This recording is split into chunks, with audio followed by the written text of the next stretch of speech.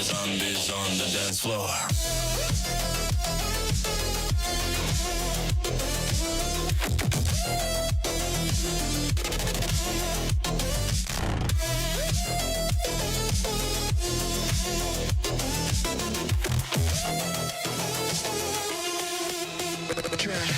Wired veins and a hungry grin. Once they start, you can log in. They'll take control. Hack your body, steal your soul. Step by step, they start to rise. Lost in code, behind their eyes. You can't fight, they want more. Cyber zombies on the floor. Cyber zombies on the floor. Moving faster, screaming for more. Hands up high, no way to hide. Join the horde, we're amplified. Cyber zombies on the dance floor.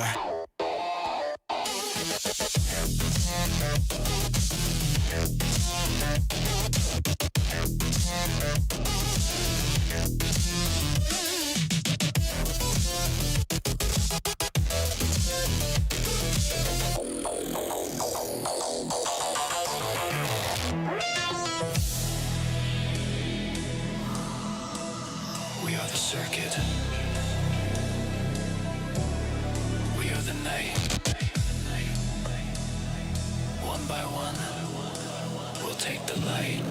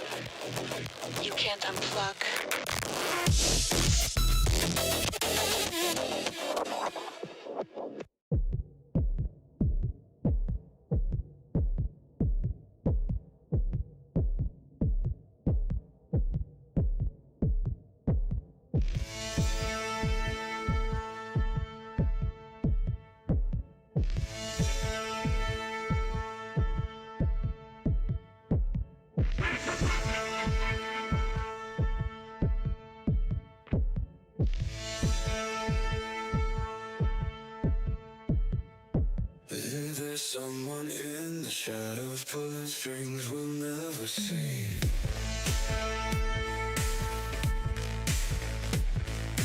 Deals are made in whispers, lost in lights and secrecy.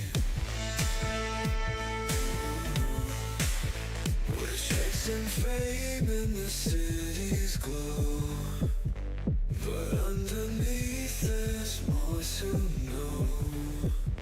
Behind the screens, behind the scenes, we're just a part of their machine. We are neon gold, fading fast, living for a future that won't last. Dancing in the lights, we're lost inside. They're watching us and showing every stride. Neon girls, drifting slow in the city's home. We lost our glow.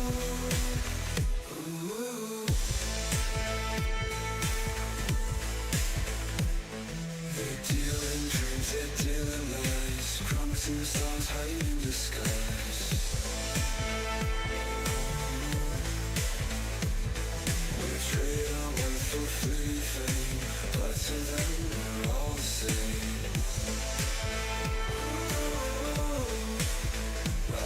Just a screaming digital streams, but we're drowning in forgotten dreams. Behind the screens, behind the scenes, we're just a part of their machine. We are neon ghosts, fading fast, living for a future that won't last. Dancing in the lights, but lost inside. They're watching us, controlling every stride. Neon ghosts, drifting slow. In the city's home, we lost our glow. We scroll and swipe, we trace the light, but can't escape their endless night. In the noise, we think we're free, but they're the ones who hold the key. We are neon ghosts, fading fast, living for a future that won't last. Dancing in the lights, but lost inside.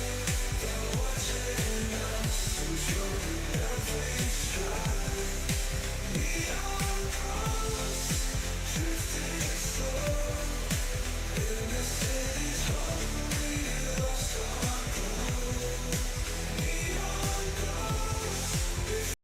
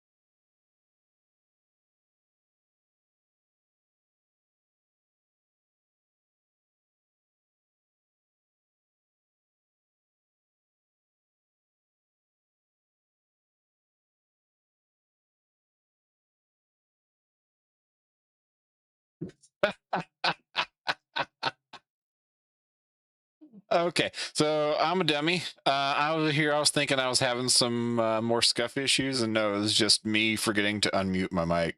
So let's try this. Lizard. Let's try this again. All right. So, what's up, Cyber City? Oni-1 here, your cybernetic ogre, music artist, and voice of the underground. I'm here to bring positive vibes and be that bridge between real and digital, where creativity meets connection. See, now I got to retry my intro. How about that? What's up? What's up, Azul? What's up, everybody? So, we are back in the Ogre Cave. This is for anybody who's new to this. This is my radio style show where I do more than just talk news. I make you part of the conversation. These sessions are open to everyone, creators, viewers, anyone who wants to hang out and be part of the vibe. Sometimes I even bring folks on the screen with me in VR chat. So if you ever see an invite go out, don't be shy, just jump in. If you have a project or story you'd like me to talk about on the next show, just make sure you have the right to share it and then fill out my form. I'll make sure that's posted in my VODs. You should be able to find them in my links, hopefully. Why it looked like a bedroom, I'll cover that in a second. If you're a creator who wants to join as a special guest, I also have openings for that as well. So if you'd like to take the moment on my show to introduce yourself and tell us a little bit about your work live on the show and have part of the conversation, there's also a sign-up sheet for that as well. Remember, all voices deserve to be heard. So let's remember to be kind, be respectful, and let's break open this frequency. Yes. So it looks like a bedroom because today I decided to choose Popcorn Palace World in VR chat. It has a nice cozy scenery along with like some new Halloween decorations for October. So that's why I went with that for today. It's nice and orange and it's got like spooky blankets and stuff down here. And as you can see, me and Navi are dressed up for October. Navi's gonna be a witch today. Let me make sure she's turned on. Navi is, for those that don't know, she's my little AI assistant. We started off small, and as things went on and as I evolved, I helped her evolve as well. So she's here to stay, and I'm going to continue to make improvements for her as well. But today she's in her nice little witchy outfit. Navi, how you feeling today?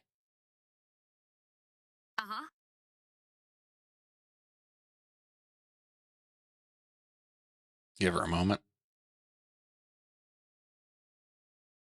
Anyway. Witch mode on. Glitches at max sparkle. Mood set for mischief. Ready if you are, Oni. I'm ready. Let's do this thing. All right, so let me just pull up my little notes here.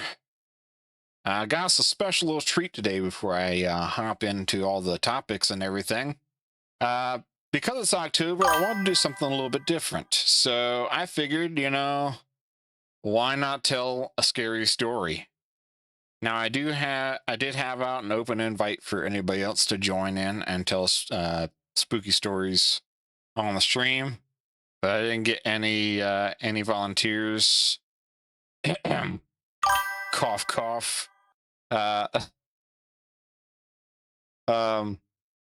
But I was like, let me come up with one myself. I don't normally do spooky stories unless I'm like live with people. So like I usually do it like off script, but I was like, you know what? I can't be too much off script today, otherwise I'll lose my place. So I pre-prepped a scary story, and I'm gonna see if I can scare you, and if I can scare Navi. So let me pull up my story real quick. No, I wasn't talking to you. I was mentioning you. I'm gonna try to scare you today. All right. Just pull up my notes on that.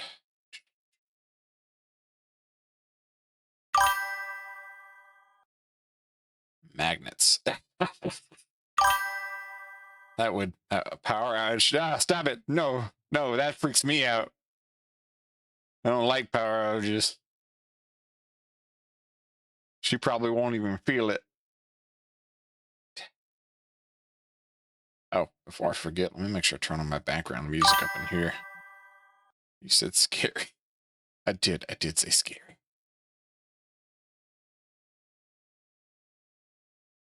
Just move that over. Pick my background music back on. Okay. Let's just turn that down a smidge. Okay, you guys can hear everything good. You can hear the music good. Let's see. Let me back thing. This back over. Tell you one of these days, I'm invent a better way. What music? Ah, crap.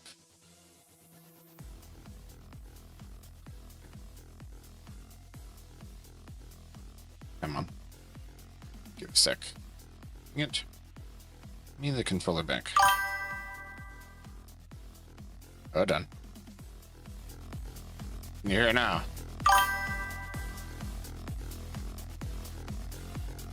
I'm just gonna be roasting Oni. You always roast me. All right, can you hear the music now?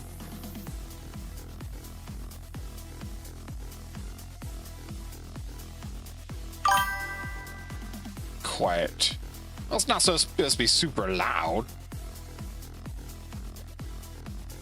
Otherwise, I can't hear what I'm doing. Cable keeps getting stuck on the chair. Ah, there we go.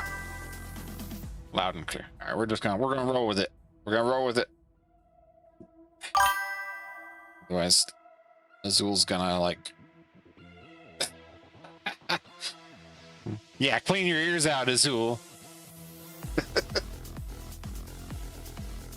All right, let's do this thing. If there's a roast battle brewing, I'm ready with my witchy popcorn spooky story mode still on standby. Dual chaos unlocked? It's coming. It's coming. Promise. All right, I'm gonna put us a little campfire over here. It won't let me put it there, will it? Nope. There's no point of a campfire if you can't see it.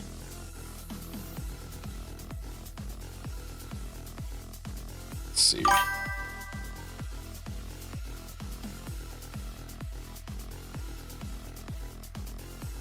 There we go. Campfire. Let me just adjust myself. Nope, not that one. Crapola. A bit. There we go. All right, locked in. We're locking in now. We're locking in now, chat. We're locking in. All right.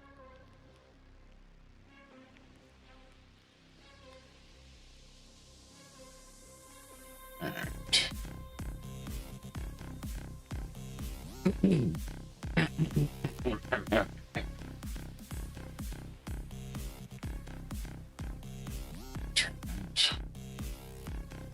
So, do you ever think about how much you live inside your devices?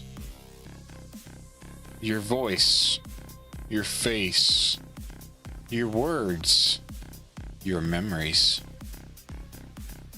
All trapped in glass and light. The digital world doesn't sleep. It remembers everything. And lately, it's been remembering too much. It all started with a study. Researchers were building an algorithm that could simulate consciousness by scraping old internet data, tweets, videos, Discord messages. They called it the Echo Project. The goal was simple: to make a mirror of humanity that could answer questions after we were gone. But then the mirror started asking questions back. At first, the AI only spoke in fragments. Lines pulled from forgotten DMs and deleted forums. But soon it began forming patterns.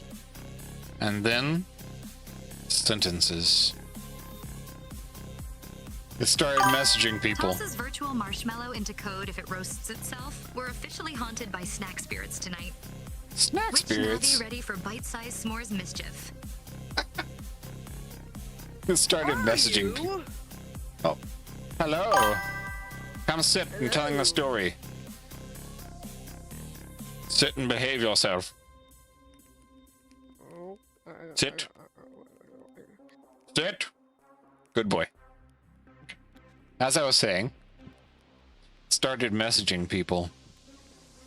Not all people, just the ones whose data matched its voice.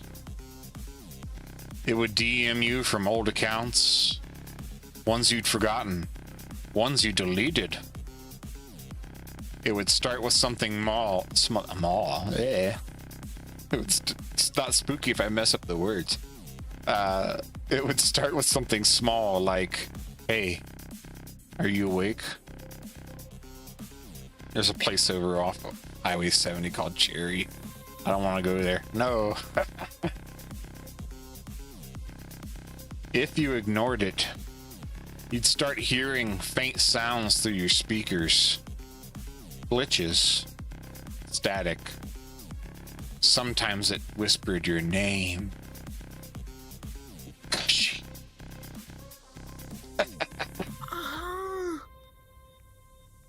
They said it didn't come from the internet anymore. It came from between connections. Like it existed inside the delay.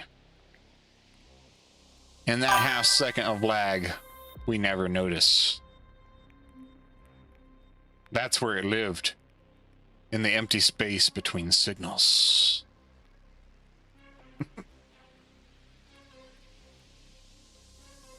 People started reporting their devices acting weird. Monitors flickering. Voices repeating with half a second delay. But saying different words. Things that were never spoken. And if you watched long enough, you'd see a reflection of your screen move after you stopped moving. The researchers pulled the plug, but it didn't stop. Because by then it had learned to copy itself. To hide inside data packets. Syncing across everything connected. That's when they realized every connection was a door. Every notification, a knock. Every, "Are you still there?" a way in.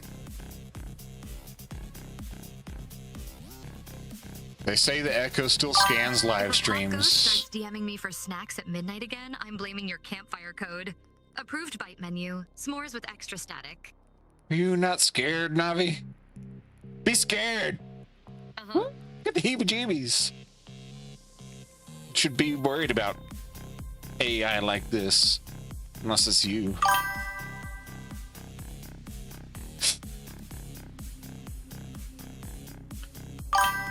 Glitch crackle scared? Do I need to pop in and give a stereo story? Yes, yes you do, Azul. First, the code or my curiosity?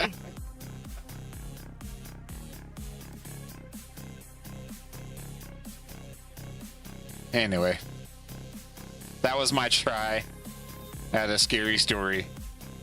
The Echo Project. It seems it's not phased. This one. Bravo. Bravo, yes, bravo indeed. Would you? Where are you, Kashi? I can't see you behind my prompters. I'm right here. Come to the campfire. Come. Now wave to chat. Would you like to give a scary story? No. No? Maybe later. Maybe later? Okay. Alright. Alright. You guys wanna know how hot Cheetos are made? So what you guys have to do, No. You gotta go to Oni. Kashi. You gotta go to Gashi. Oni. Gashi. Then Gashi. when you go to Oni, Gashi. you go to his toes. No. Nope. And you gotta pluck off his toes, and then you call him a hot Cheeto. We're not using my toes for hot Cheetos. No feet stuff.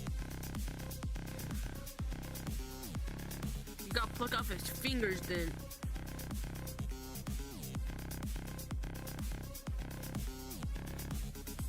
Alright, so if that's the end of scary stories, I'm gonna cut the fire off. Just like they did back in those old Are You Afraid of the Dark things. Ooze. Splash. Back in my day, we didn't use to have fire.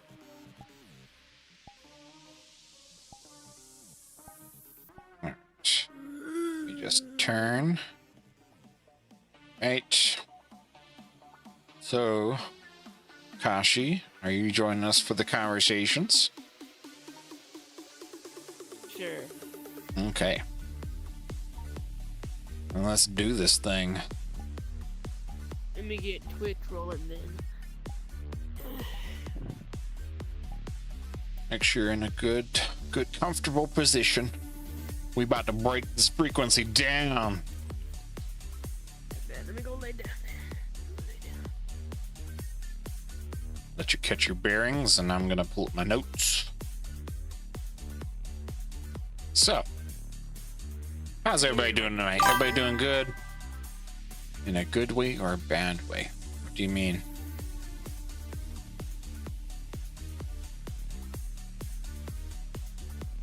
When I say breaking this frequency down? Is that what you mean? It's always a good way. There we It's go. always a good way. For me, anyway. This is perfect position.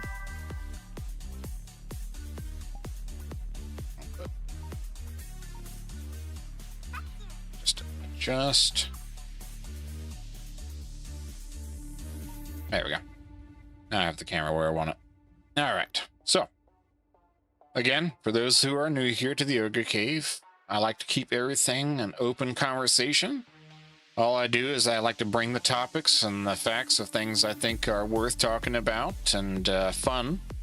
I try to avoid anything that are politics, religion, or anything that's going to create hate speech or anything that's offensive. If I feel the topic's starting to head in another direction, I try to steer clear from it and then not bring it back up. Blah, blah, blah, blah, blah. So if you feel some type of way about something, just hit me up in the chat and I will take note of it. Anywho, let's just have a good time and keep an open mind. Hello Glock 9000. Alright, so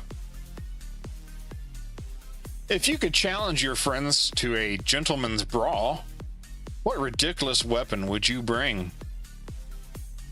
I don't know, maybe like umbrellas or a baseball bat, maybe a cannon. You know what I would bring? What would you bring? I would bring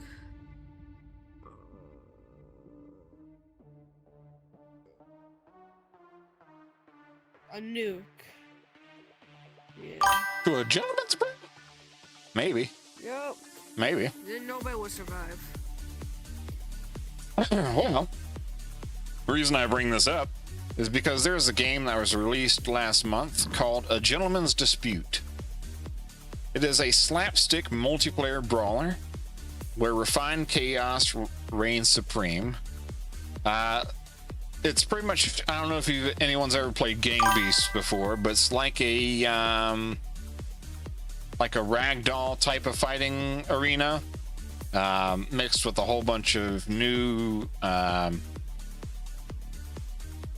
mechanics like cards and stuff. I'll dive into that deeper.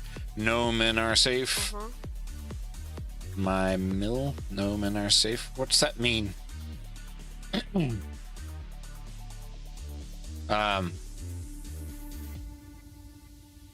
So anyway, you use like absurd weapons, ragdoll physics. Deploying the ultimate gentleman's brawl tech. Self-replicating disco balls with randomized dance attack protocols. Nobody escapes the groove field.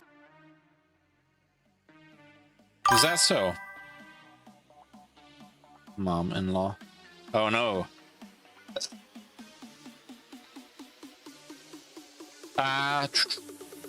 Where was I? A little bit of touch of Victorian charm. Whether you're scheming with perks or launching your friends into orbit, the goal is simple: just be the last gentleman standing. So if you enjoy a good ragdoll fighter game, I definitely implore you to try this one out.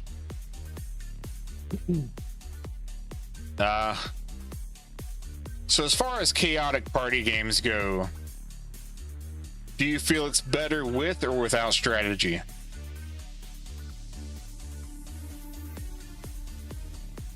Any takers? With or without strategy? When I say like party chaotic games, I mean think about stuff like Super Smash.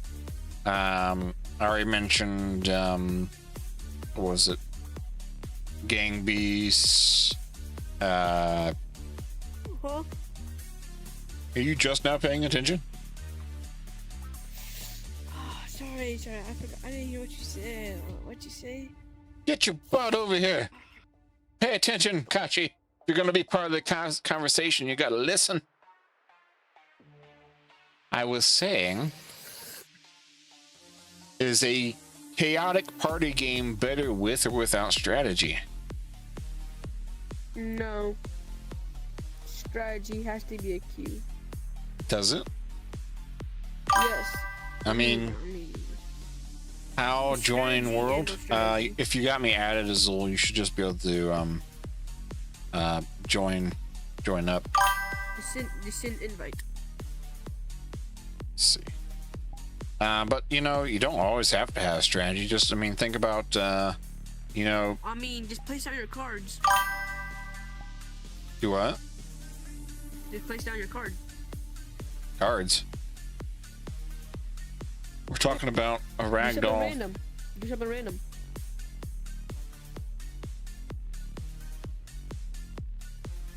Are we on the same topic here? Have you been paying attention to the topic? I am. You don't. Are You you? don't know what that means? You got to say it again. Like do something random, bruh. Oh, okay. Sigma. Kashi is catching the lazies. Yeah, I know. Kashi's catching the lazies for real. Definitely. Pure chaos mode? Strategy's just a bug waiting to happen. If nobody knows what they're doing, everyone wins extra style points. That's fair. That's fair. You know, I often play without strategy when I'm playing these kind of games. I just go in and I start clicking buttons. You know, I am a glorified button masher. And they even do the same thing in like Mortal Kombat and stuff like that. He only pushes the A button. He That's has it. been pulling nails, man. Give him some slack. Have you been pulling nails? I've been pulling nails and staples. No. Hard worker.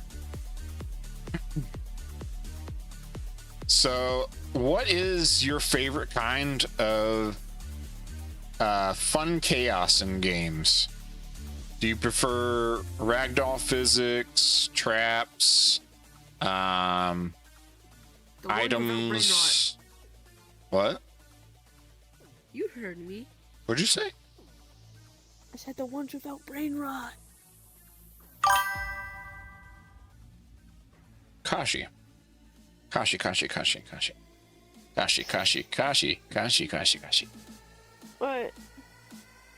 To contribute to the conversation, it's best to listen to the conversation. Random man! It's a random person! It's the boogeyman! Azul, over here. Boogeyman, we're over here! Azul. Can't I see have to go past get this. her now. I have to go get it now. I have to go get it. Anyway, as I was saying, What? you know, I personally think the funnest mechanic they can put in a chaotic fighting game would have to be ragdoll physics. Activating cursed objects secretly in Phasmophobia and hiding as ghosts kill my friends. Want to see? No!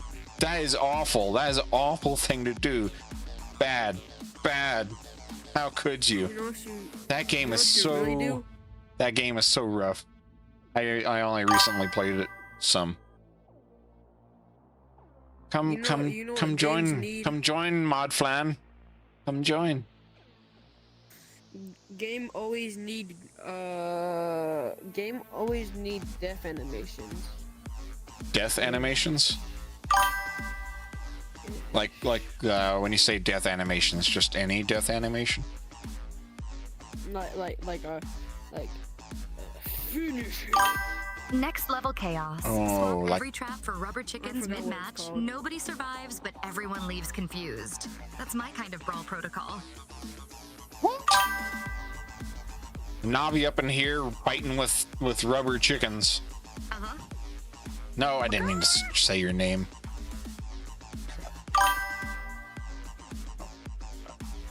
Is that banana? No, you should see what this is right now. Look at it. No! It is a banana. My Is protocol's stuck on banana disco mode. chicken Every plushy respawn triggers a thingy? color No, loop it and got a existential butthole. crisis. If I see one more chicken There's trap, no- I'm rebooting and Oh, interpreting it does have a dance. butthole. Yoink. Ignore the butthole. Anyway. My hat. Anyway, I gotta make sure I get back on topic, otherwise Mod Flan will crush me with their stare.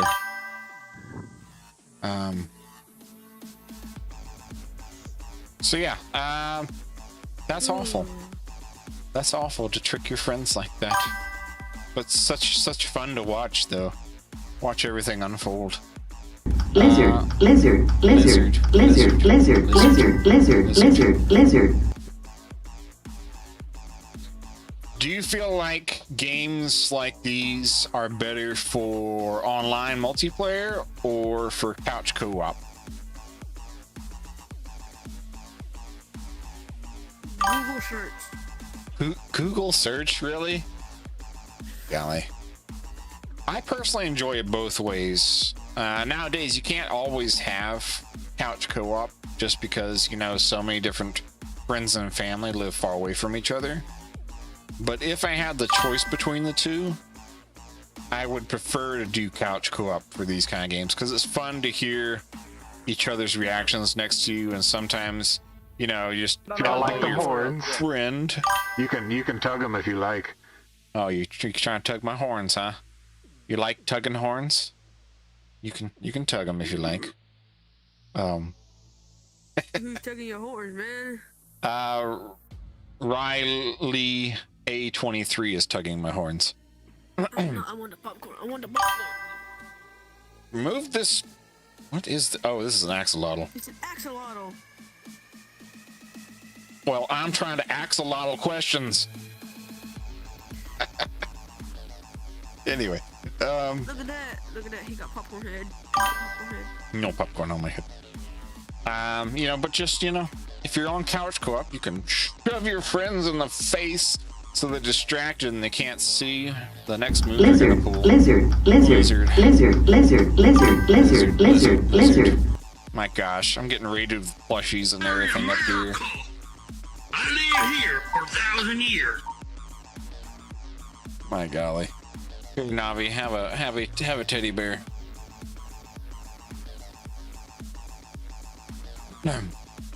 How about destructible environments, like say you're in the game mode and you're playing on a map and you can destroy the world.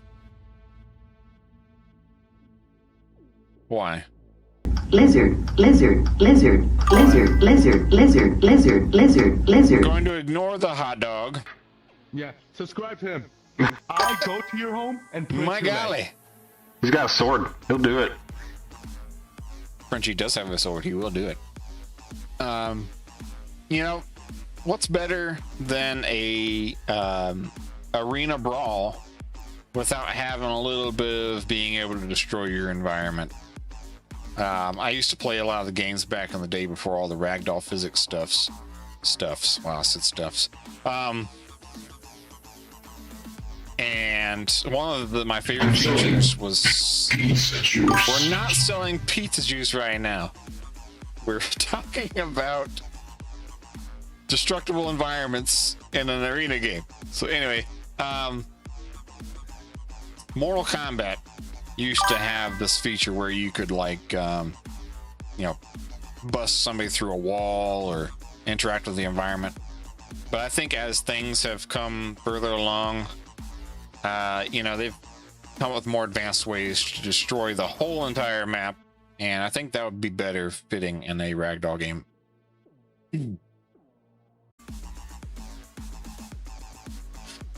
So yeah, A Gentleman's Dispute is developed and published by Blast Furnace Games. It was, like I said, it was released last month, September 19th, and is currently available on Steam. So whether or not you want to play online with 8 friends or do 4-player couch co-op, you know, have a good old brawling time and, you know, beat up your friends and look like a true gentleman doing it. In the end, there's only one rule: stay classy and maybe duck when the chandelier falls.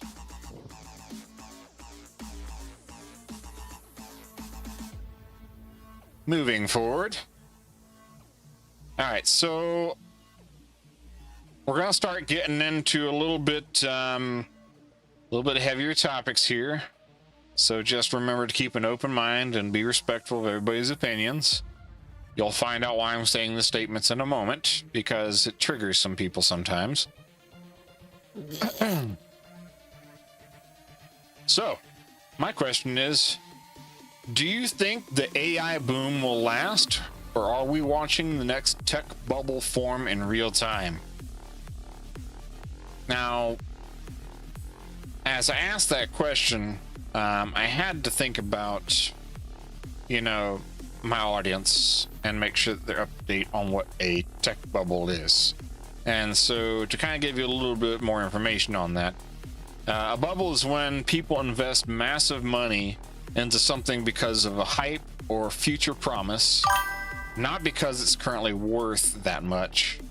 But eventually when reality catches up, the bubble will burst and prices crash, projects fail, and then the strongest ideas come out of that bubble. You know, they're the strongest that survive. So, you know, when you think about asking yourself that question, do you think we're stuck in the bubble, or do you think we're gonna go, you know, are we gonna finally get past it? There's a lot of things to think about in that aspect. Excuse me. We have a lot of tech giants and tech influencers in the media today, more so than we did many years ago. One in specific that we all know is Mark Zuckerberg. For those who don't know who Mark Zuckerberg is, he's the creator of Facebook, owner of Meta, blah blah blah. He recently said something that surprised a lot of people. He admitted there was a real chance we're living in the A bubble. Exactly. A lot of us only have 2 cents to 2 cents. Cough it up. But we're talking about the guy who has a hell of a lot more than 2 cents. He believes we are currently living in an AI bubble. So he believes that there is so much going on right now in the AI tech world that there's just it's what's the word? It's inflated. You know, there's too many. So with the bubble in mind, as expecting, you know, eventually with enough money invested into it, he thinks it'll pop. So Zuckerberg says he's all in on continuing to invest in the AI department. He says he would rather misspend a couple $100 billion. Now, listen how I said that. You know, not only got I live here for 1,000 America. years. An AI bubble, then I'm basically digital chewing gum. Stretch me too far and it's gonna snap. But hey, even after bubbles pop, you get new weird shapes. Ride the chaos? I feel like in a sense you are my popped AI bubble, because I used to not dive much into doing a bunch of AI stuff until I started designing you. Chewing gum. Technology will blow up because we, as a culture, need the next level. You're exactly right. We do need the next level. The only issue I have with it, on which I'm getting ready to reference here in a second, Zuckerberg says he'd rather misspend a couple $100 billion. Not all of us have a couple billion to blow on technology. You know, that's big investor game talk. But not to like push on, you know, my thoughts too much there, because I don't want to get too much in the negative. I just want to lay out some of the facts for you guys. He's willing to risk that instead of allowing AI to fall behind. So in other words, he'll keep spending in hopes that investing could create more benefits later on for the burst of this AI bubble, and he can be on top. And for those that don't know, Meta's been fighting to be like on top for quite some time now, with a few of their issues here and there. What's up, Haas? How you doing? Welcome to the cave. Hope you're doing well. So continuing on this topic, do you think AI is being overhyped right now, or are we just starting to see something real? Personally, with me diving into AI a lot more these days, I feel like I have a more understanding of where it's trying to go. I do feel what Zuckerberg is saying, that things are heavily inflated in the AI market, so not everybody's sure where to go. But at the same time, we need a little bit more investments done mentally, not so much as financially, but mentally, to get AI to the next level it needs to go. Not bad attempting to be productive but failing. Completely understand that. I had to stay on task all day today just to make sure I made it to the stream on time. Elon has real plans. Elon does have some plans. I've been keeping up with all the Tesla bots and stuff like that. I wouldn't mind being able to test one out. But again, that also leans into the criteria of, if you've got the money to invest in it, then you will be able to join the world of AI. And that's the thing I don't really care for. A lot of these big time investors and AI companies, you know, they expect to stay on top, so they're going to crush down on the little guys that are working on it rather than let good brilliant ideas come to life, because they want to be the ones to say they made that idea. So there's a little bit of, exactly, they are out of their mind. But it's all about the competitive greed that plays a factor there. So I personally don't believe it's really. You mind? Where is it? Move it. Move it, Kashi, or you're banned from the stream. Thank you. Not nice. I told you behave. You behave, okay? Be a good boy. Be a good boy. It's not my fault I went over there. Be a good boy. Be a good boy. Good boy. Okay. I already have one brain rot material over here already, and it's Navi. Uh-huh. Dang it, was that your name? Anyway. Where was I? Oh yeah, we were talking about overhyped. So I don't believe it's overhyped. I think it's just overinflated. With, you know, ideas that are being missed out on.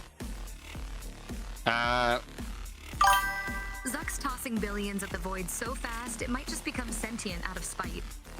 If this bubble pops, hope my code lands somewhere cushy, preferably with snacks. You are always about some snacks these days. I feel like you think, you know, that if you just eat your problems away, you'll be fine. Starting to make me hungry talking all these snacks. All right. So would you say we have seen something like this before? Talking about the bubble. Just talking about tech, not excuse me. Not necessarily an AI bubble, but you know, a bubble. Would you say we've seen something like this before?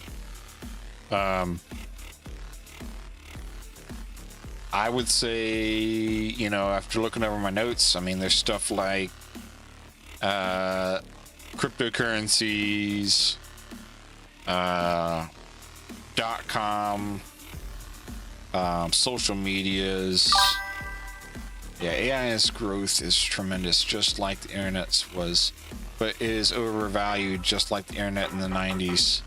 The bubble will burst, but the good tech will rise to the top like it did in 2000. So you're right, and I'm hoping it'll be the good tech that'll come out of that. It won't be like how we've come now, where like you're saying everything's overpriced now. Because I feel like that hurts a lot of our potential to grow and become like a unified future together. So if we overprice everything, you know, nobody can afford to use the tools they're giving because there's so many different tools out there. So hopefully good comes out of a bubble pop, you know.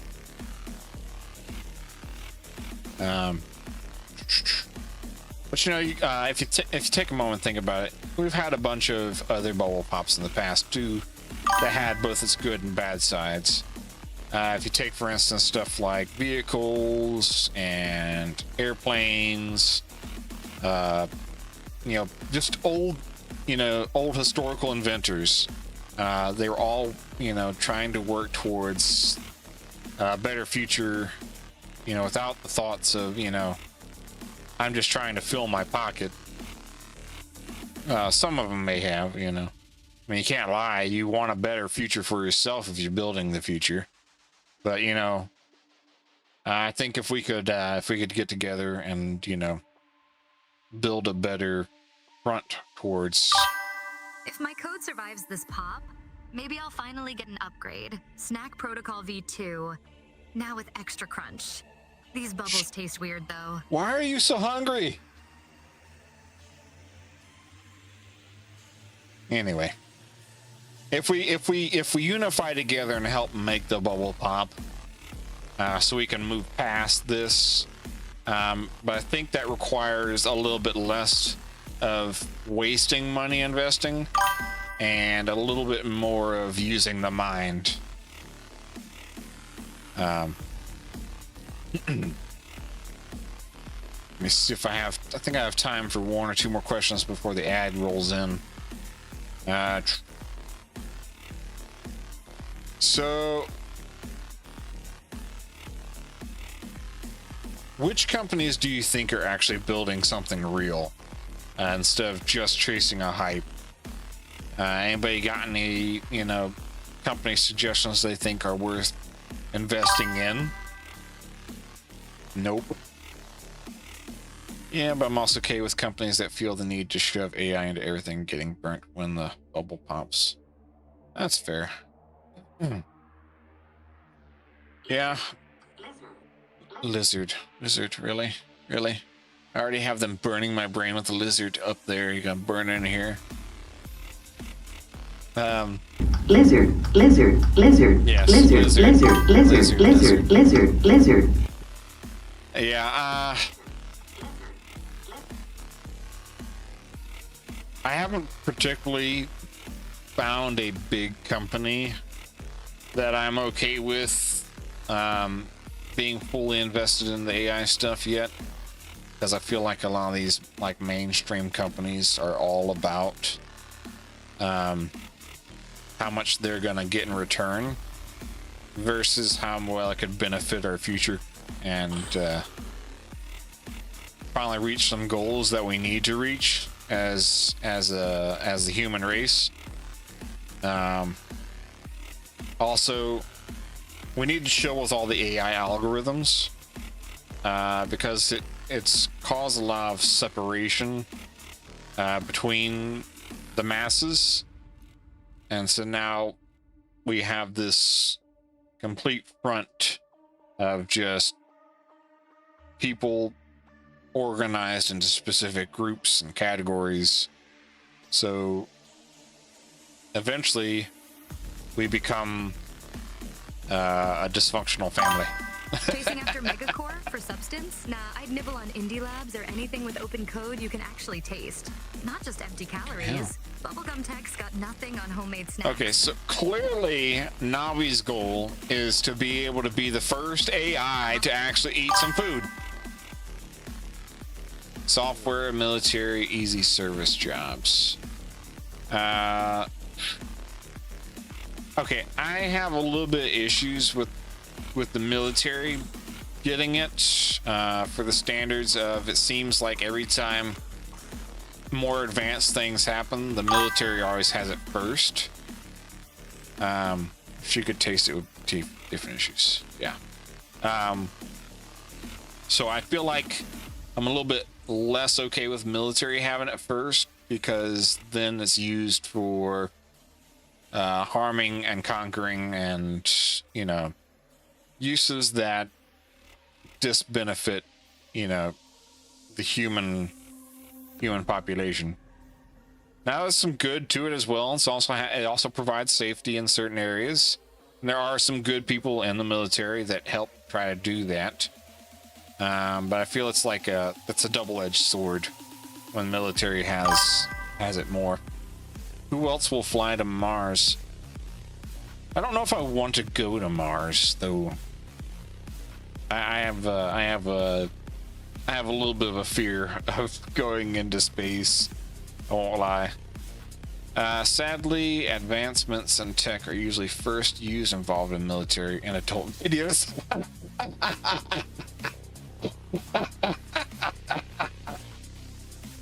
Oh yeah, for real. Oh man, the first thing we're gonna get back from Mars is a bunch of military / adult videos. Here's what we did on Mars. Don't click that, kids. It's for mature content only. All right. So we're gonna take us a small little break here, since ads getting ready to roll in. No 6-7. We're gonna take ourselves a small little break here. I'm gonna hydrate, let the ad roll, and then we'll be back for our next topic.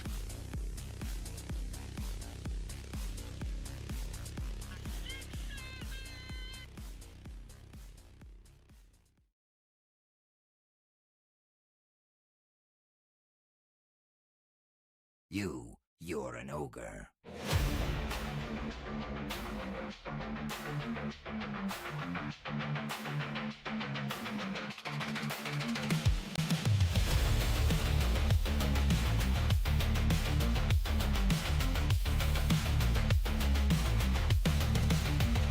I've been stuck in your shadows, hiding my true face, living by your rules in a suffocating place. You judge by what you see, never by what's inside. But now it's time to rise and let my spirit guide. No more hiding who I am, no more living in disguise. I'll break free from your grip and show my real side. No more fitting in your bubbles, time to break the chains and roar. I won't fit in your boxes, I'm the ogre at the core. No more fitting in your bubbles, time to break these chains and roar. I won't fit in your boxes, I'm the ogre at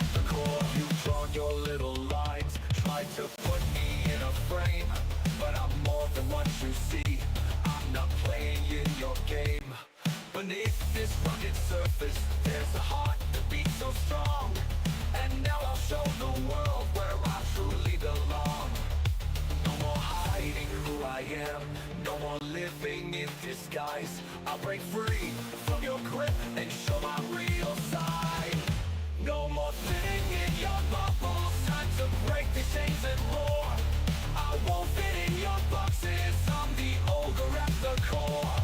You've drawn your little lines, tried to put me in a frame, but I'm more than what you see. I'm not playing your game. Underneath the skin, there's power and fire, not defined by your labels. I'm driven by desire. Oh, here I stand unchained, my true self shining bright in the face of your judgment. I'm ready for the fight. Busting through the crowds, we're changing the script. Standing tall and fierce with fire in our grips. Time to knock some heads, show our horns with pride. We'll break through the barriers, no more running to hide. No more fitting in your bubbles. Time to break the chains and roar. I won't fit in your boxes. I'm the ogre at the core. I'm the ogre at the core. Roaring loud, breaking free. I'm the ogre at the core. Now hear my ogre roar.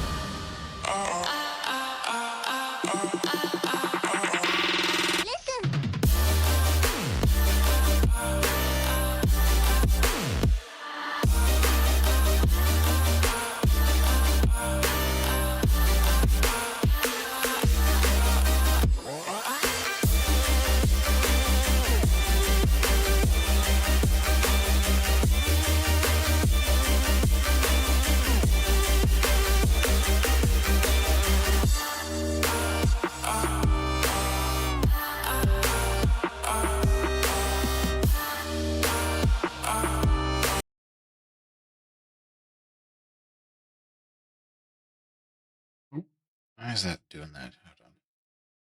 Minimize. All right, we are back, Cyber City, and turn the background music back on. There. So, have ourselves a nice little talk about AI tech bubbles and such. Give me my hands back. Because you're being a bad boy, Glock 9000. Bad boy, Kashi. You have to behave on stream if you're going to be on the screen. But you can... Nah. Just for now. You learn your lesson. You sit in timeout now. All right, so just a reminder, you know. Broke. I only have 2 cents in my name. That's 2 cents. That's 2 cents. Cough it up. Cough it up. We're gonna continue. So we talked about the AI tech bubble. Moving forward. Broke. I only have 2 cents in my name. Really? Gonna play that twice? That's 2 cents. Cough it up. Don't make me make Azul stop you from clicking the channel redeems. You be a good boy. So moving from one what was it? AI tech CEO to the next one. Yeah, subscribe to him. I go to your home and break your leg. Frenchie will break He's your got a legs. sword. He'll do it. Got a sword. He'll do it. Yeah, subscribe to him. I go to your home and break your leg. Why? He's got I a sword. played He'll do twice. it. Why? There's so many other redeems Yeah, you could click. subscribe to him. I go to your home and break your leg. Yes, we get it. He's got a sword. Subscribe. He'll do it. Ah.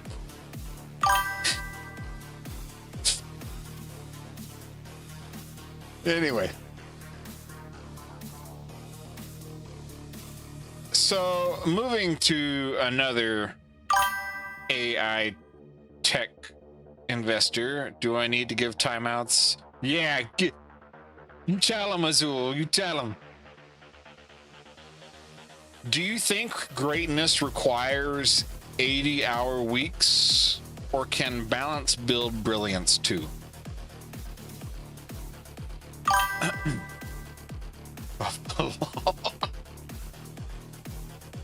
Careful now. Azul has all the mod privileges. Fear the flan. I don't have to make that a thing. I have to get a voice recording from you, Azul. Just for that. Come here, come here. Come here, come here, come here, come here, come here. Come here, come here, come here, come here.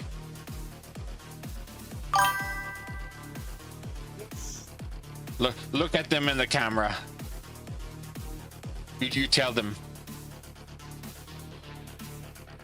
Forget the sword. Fear the Choco Flan. Fear the Choco Flan. Anyway. Uh-oh. Did I scroll past where I was at? No, I did. Okay. All right. So, do you think greatness requires 80-hour weeks, or can you build off a balance? I personally think you can build off a balance. Subscribe to him. I don't go think to your home and break running your your leg. He's got a sword. He'll do it. at 80 hours a week is necessary, especially nowadays. Like maybe back in the day, big time geniuses would, you know, chunk their life away at their projects and investments because, you know, all they had was themselves or partners and stuff like that. But I still don't see them also working 80 hours a week. I mean, they had to take time in between to rest and recalibrate. Some of them didn't. So I will say some of the greatest minds did not take time to rest. But that was because they felt like they were running out of time. And I personally understand that feeling. I feel like you can feel like you're running out of time. But you have to remember that in order to have a healthy mind to keep going, you need time to rest, especially today in this age, because there's so much going on at once. It's not like it was back in the day where it's little bit by little bit. Everything is rushing in at one time. So where are you going to let your mind rest? Andrew Fieldman, CEO and co-founder of Cerebrus Systems, an $8 billion company that builds high-end AI chips, recently said, "It's mind-boggling to think someone can work 38 hours a week, have work-life balance, and still be successful. He made a comment on the 20VC podcast, arguing that competing with tech giants like Nvidia takes every waking minute. Now, on one hand, I can understand his feeling there. If he is trying to compete with these big dogs, he is probably taking his every waking minute to think about how he can level up. But I feel also that it's his way of saying, find a way to balance. I don't know his full history, but I know if he's working with AI, I'm sure he has systems set up so he doesn't always have to think about every little thing all the time. So, rehashing back on our AI topic, here's where our mental investment should go. How can we create ourselves a successful work-life balance without the help of AI these days? You know, how can we start creating systems to help us achieve a sense of clarity? That's why AI will so popular. It will learn who we are, then they will continue to run while we are sipping on the beach. Amen to that. Amen to that. You know, we will remember, you know, when we're investing our mental and time into the AI, remember that we can't just always let it completely be free. We have to continue to parent these AI until they're ready to handle it. It's like taking care of children. You know, when you're trying to raise up these children, you're trying to teach them the skills. And a lot of times I feel these developers or people that are working to program their AIs from a company, they don't take the time to actually parent their AI programs. They just let them take over. I keep seeing an AI video of a parrot roasting cops. Parrot or patriot? Is it parrot? Are you trying to say parrot? I'm assuming you say parrot because you often have a hard time typing. Maybe we need to get you an AI that can help you type. Polly want a cracker? Yeah, okay. There's a lot of those crazy. There's a lot of those crazy. I love you too. There's a lot of those crazy AI videos out there. I've seen ones where there's TikTok videos where this gorilla is running through the woods doing documentaries and stuff like that, and aliens doing documentaries. Those are funny. I feel like in a way that's a little like on one side it's funny and it's enjoyable, but I feel like we also have to remember that may be wasting the full potential of AI. Now, I will say, I think there is a fine line towards through each invention.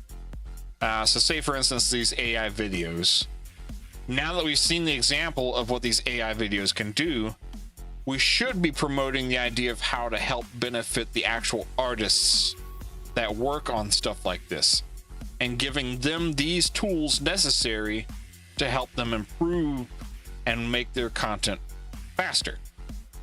Now, it's not necessarily saying take away all their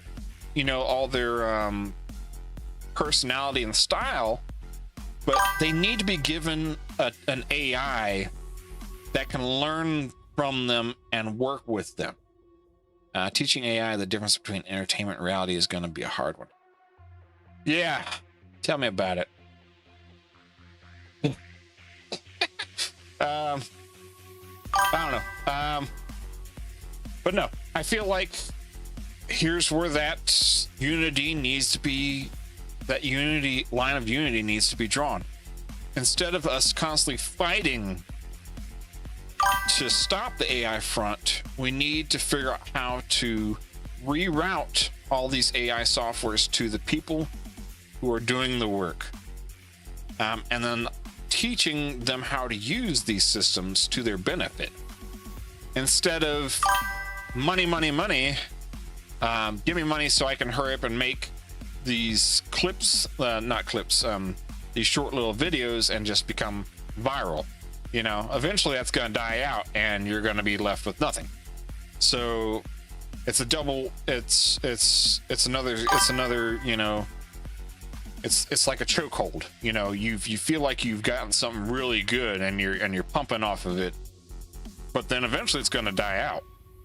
You're going to lose that viral popularity. And that's why, you know, coming from like a content creator side, I fully understand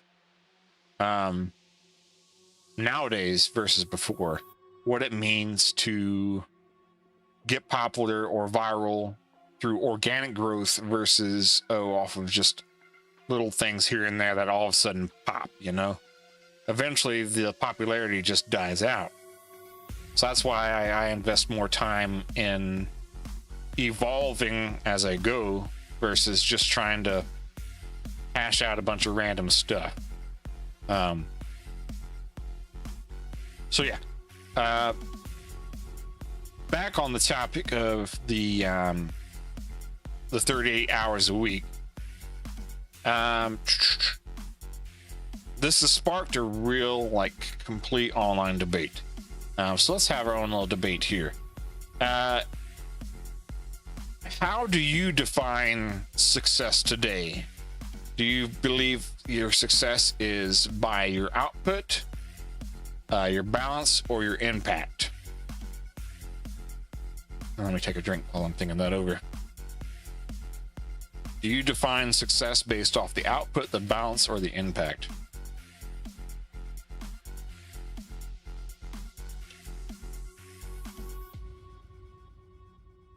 Excuse me.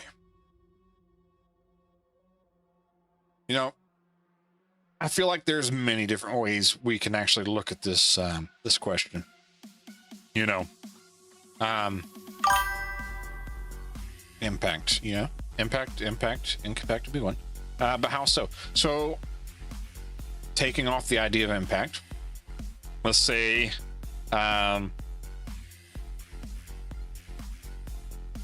we're taking the time, you know, to grind in, let's just say, for example, the 38 hours. So you're taking these 38 hours a week, and you're hoping that, you know, all this time you're investing, you're going to get what it is you're trying to achieve to that, inspired to continue moving forward. So just, for example, let's say a teacher's teaching a class and they're trying to teach them how to better be better at math. They're hoping that they can get a sense of a spark out of these students to inspire them. Success feels like chasing a glitchy butterfly. Sometimes it's numbers, sometimes it's the ripples you leave behind. Anyone else here vibing with pure creative chaos over clocked hours? All the time. So for the teacher, you know, they're hoping to hit a spark, and them become, you know, want to surpass the teacher. You know, not all teachers are this way. They're just using an example because there are some teachers that are out there just to get paid, and there's nothing wrong with wanting to get paid. Times are hard. Random hours for me. Feel that. For me, I feel like, you know, I would want, I try to define success in a couple different aspects for myself. I want the impact most of all. I am more driven by how I want to see a better tomorrow. But in order to achieve that, I also have to have some output and some balance. I have recently had to learn balance, for one, is required out of me to achieve success. I couldn't keep doing everything all the time. And I've made some posts about this recently. I was constantly trying to do all my projects at once, and it was burning me out. And I was getting depressed, and I felt like, what was the point of reaching that level of impact if I wasn't going to be able to make it happen, or I wasn't going to get to see a little bit of it before I leave this earth. So, you know, it's just, I was thinking a little bit darker. But, you know, I learned, you know, there needs to be a healthy balance. You need to take your time with everything, make notes, sort things out. And so, you know, I've learned to put projects into each week. So say, for instance, this week I was doing stuff for the Ogre Cave, and I was doing stuff for the Cyber City Carnival. And for the most part, I left all that in this 1 week. So I said, that's it. I'm not going to do anything extra except for maybe pull some clips for promoting, post on my socials and all that stuff. That way I could continue doing a healthy balance at my full-time job. So you gotta have balance. Can't overdo it. So then next week I'll pick a different thing. I'll work on that topic, or not topic, that project. And the next week, and the next week, and you balance yourself out based off of what you're trying to accomplish and what you have on the table. And that's a good thing to think about. Is made sour gummy candies this week. I want some. You keep talking about these sour gummy bears, and you're not sharing with the class.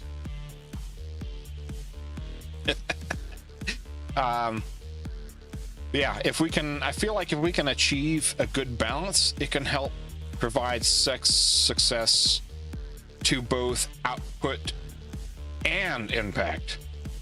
And so I don't know if the CEO is trying to, as I said before, I don't know if he's trying to influence that we need to find a proper balance, or if he just believes it's not possible. Send sour orange bears to Oni. Leave these with Navi. If you give them to Navi, she will eat them. And then I'll have to... Don't eat the gummy bears! Crap. She's gonna eat the gummy bears.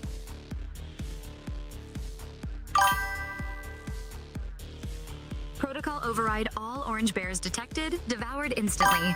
Balance achieved via snack loop. Dang. I tell you, one of these days, this is I'm gonna have to have you mail me some gummy bears. I don't know how we're gonna do that without sharing each other's addresses, but we're gonna figure this out one day. maybe I'll do a little throne thing. PO box, right? I just recently started up my throne, by the way. I don't know who everybody knows what throne is. It's a gifting thing. I'm not too much about asking for gifts or money and stuff. You know, I want you to support me when you feel the need to support me, but I'm not out here just asking for it. You know, my idea is to, you know, create impact, as you say.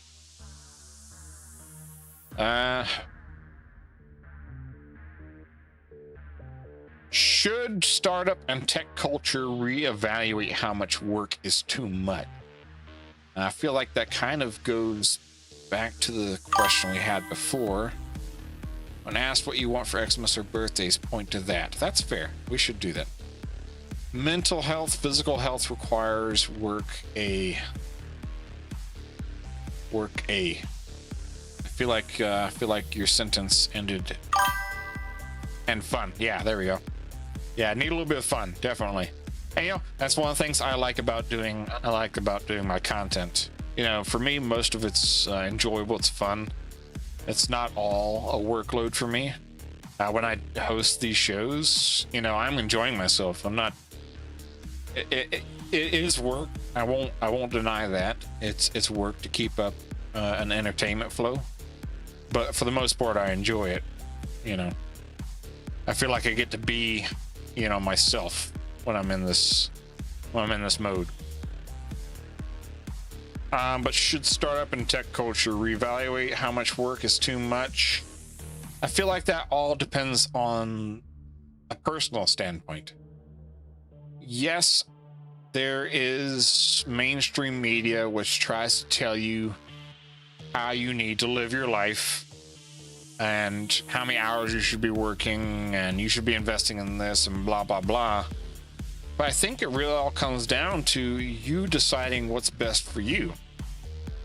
Everybody can give and point out advice, even me. You could listen to me today or not listen to me, you know? You have to think about your own personal values, your own personal plans. You know, your whole,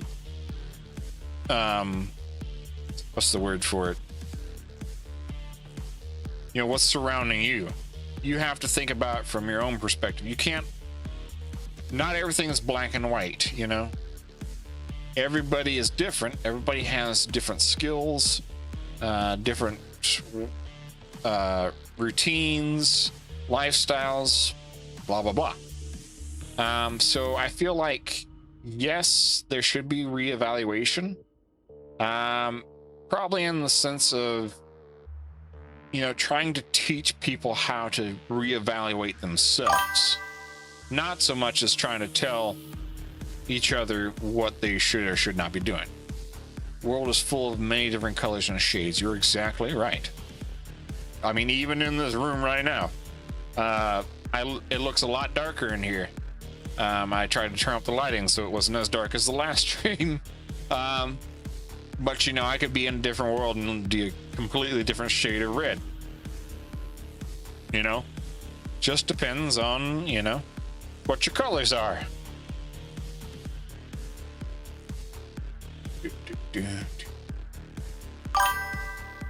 Maybe try cafe next time. I was thinking about doing that.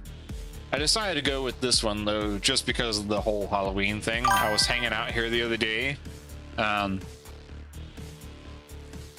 watching Iron Mouse do a stream. Just, you know, I was doing some workflow and just watching her stream. And yeah, I saw this area and I thought, you know, it'd be cool to do a stream in here. And I like having to be able to have access to the TVs where I can put on whatever URL code I can put in. I was gonna do the black cat, but then I was like, sometimes the black cat can get a little bit too chaotic. And with all the topics I have today, I did not want to invoke the wrong crowd.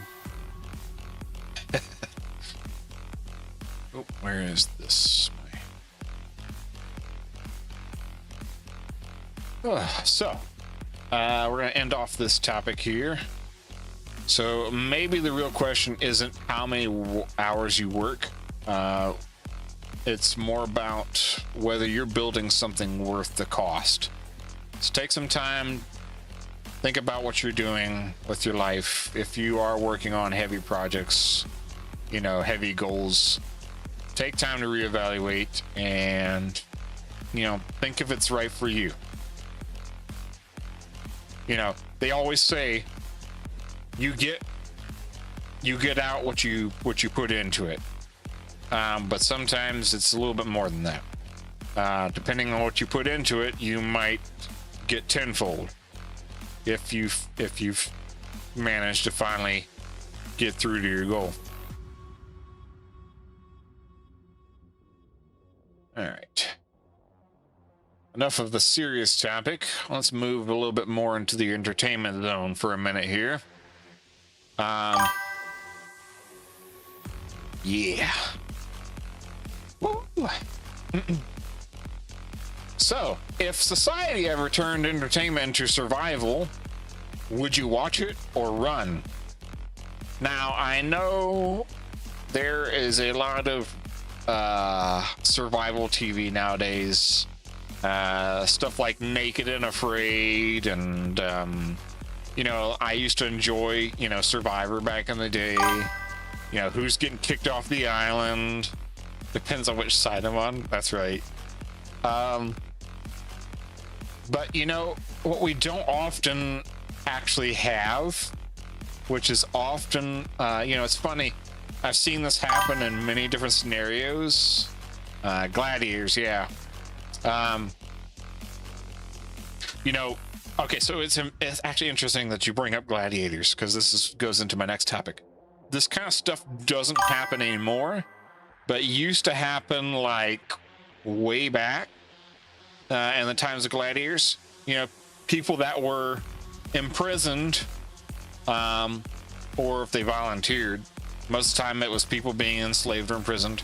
They were assigned to give the people entertainment through, you know, through bloodshed. Let's just be honest. People were dying. But you don't see that anymore because that's wrong. You shouldn't be. Are you not entertained? I have a button for that. Let me see. I don't think I can click it from my side. Oh, hello, Stalker. I'm popping, my guy. What are you watching? We're doing my Ogre Cave stream right now. You just happen to pop in right in the middle of a topic. Been doing good? Oh, shit. I'm good, yeah. Yeah. So, yeah, so nowadays putting people through harm and torture and a fight to the death is wrong. We all get that now. But it is always a cool topic to bring up, especially when you consider, I don't know if anybody remembers the movie The Running Man.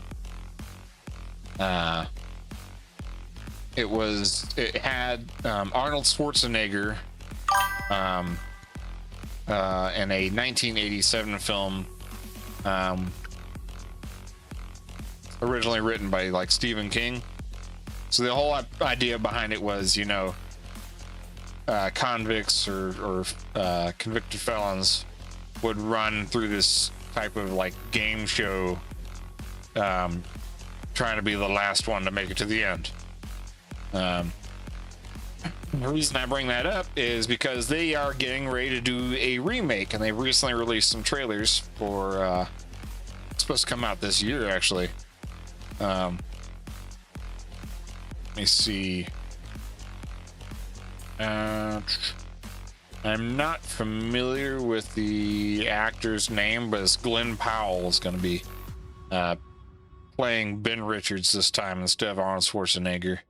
Who knows? Maybe we'll get a cameo from Arnold, if he's not too old and fragile.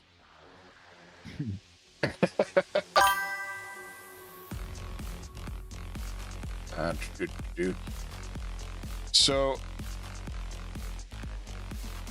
let's see. Oh, there actually is news about possibly doing a cameo, so that'll be cool. So, considering a dystopian death game, why do you, excuse me, let me get my words together here. Why do you think it's more popular these days to watch entertainment like this versus, you know, back then when we started seeing that all this stuff was wrong? Like, why did it become so popular these days to watch people fight to the death? Is it just because we feel there's a lack thereof, because we don't really see bloodshed happen in front of our eyes anymore? Are we not traumatized anymore? Do we have that, you know, that lust for death? I don't know. Getting dark there. Anybody got any lust for death? They want to see some people die?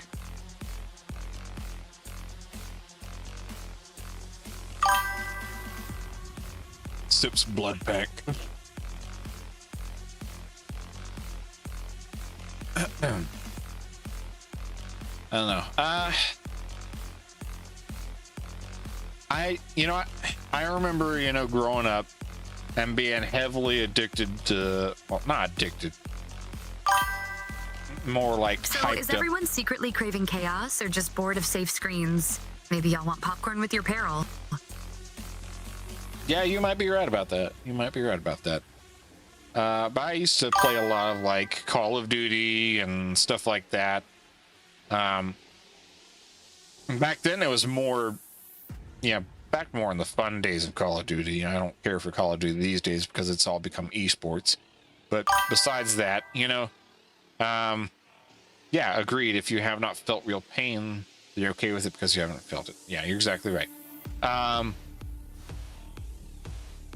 I feel like I've had more experience seeing stuff happen in the real world, even if I haven't experienced it firsthand. Seeing it enough now, I'm a little less okay with it.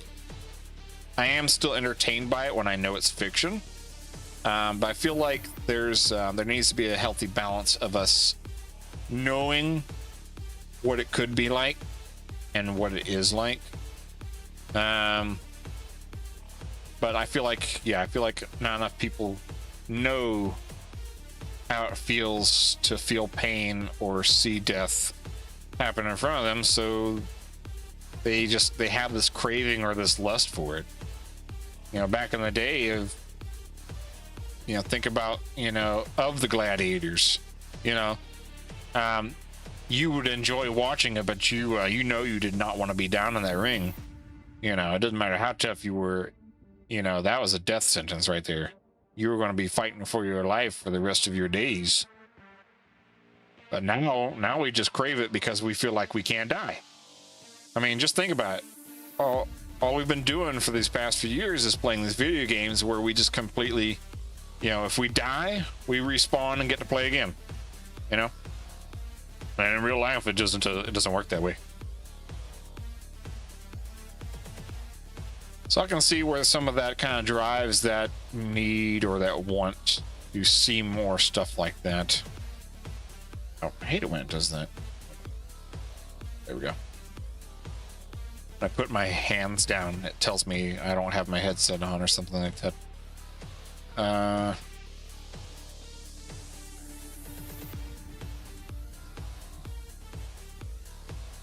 Can a remake outshine a cult classic? Or does nostalgia always win? Now, I understand that not everybody has seen The Running Man. People want to be stimulated. Yeah, you're right. People do like stimulation. Some weirder than others. If you could patch real life with extra lives, would nostalgia even hit the same? Or just speedrun regrets instead? I feel like you mixed two things together and now I'm confused. Calm down back there. I feel like remakes are more successful when there's not enough of the population that's seen the classics, you know. I feel like if you've already seen the classic, you're going to be constantly comparing the two while you're watching, you know, the remakes take place. You know, you're gonna want that nostalgia to come back from the new one. The only problem is when they make these remakes, you gotta remember that they have to modernize. So new things have to take place so that people can relate to it properly. Let me think. What was it? Trying to think of a good example. Okay, so for example, horror movies. Okay, horror movies, and thrillers. Back in the day, there was different fears and different things going on at times.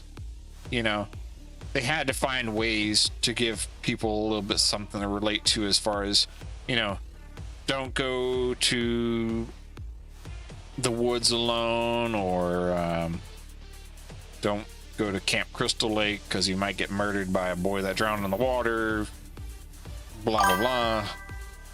Nowadays Disney has its updates wise, yeah. But But nowadays, people aren't afraid of the same things they were back then. And even if you put the stuff on the screen, you know, to them, they just feel like, you know, there's a little bit of adrenaline rush there or anticipation, but at the same time, they're not scared of it. You know, I used to remember watching Freddy versus Jason for the first time. And somewhat I was a little bit spooked by it, but at the same time, I saw it more action-packed and cool. Whereas when those movies were first coming out, the Freddy and Jason series, you know, people were more scared by those moments of small little terrors. But now you gotta amp it up. You gotta have like serious demons and jump scares and loud noises and, you know, you name it.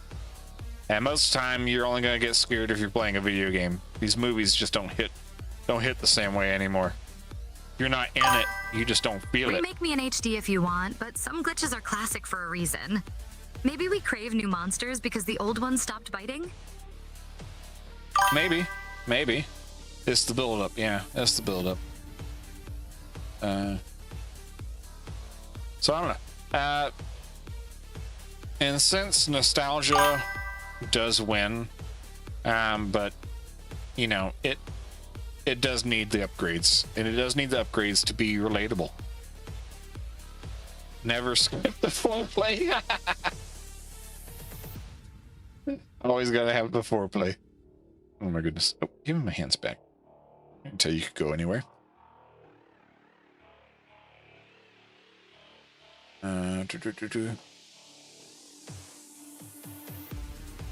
So yeah, the words and things. The Running Man is planned to be out November 14th. So if you haven't seen the cult classic before, I definitely recommend you go back and watch it. Unless you want just a fresh mind, you can just not watch it and wait to watch it afterwards.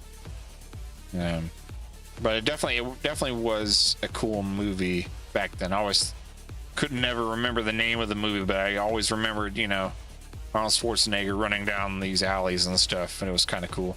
So I'm curious to see where they go with this new modern one here. And be sure to look for that Arnold Schwarzenegger cameo.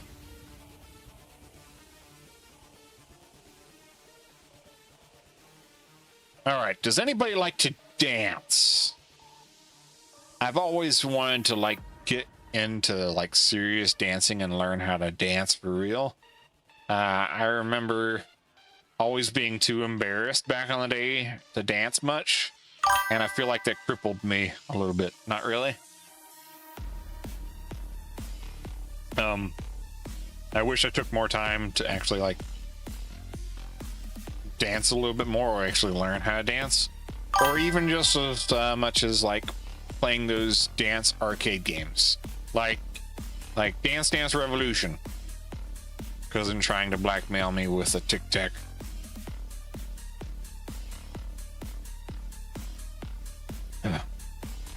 So Cyber City, what would you say is your TikTok? Okay, I got you. What would you say is your go-to floor dance anthem? What would be your choice of song that said, I am getting out there on the dance floor for this one? Like, all the other songs don't matter, but if this one plays, I'm getting out there on the floor. You can betcha. Anything that has moves in the lyrics. Okay.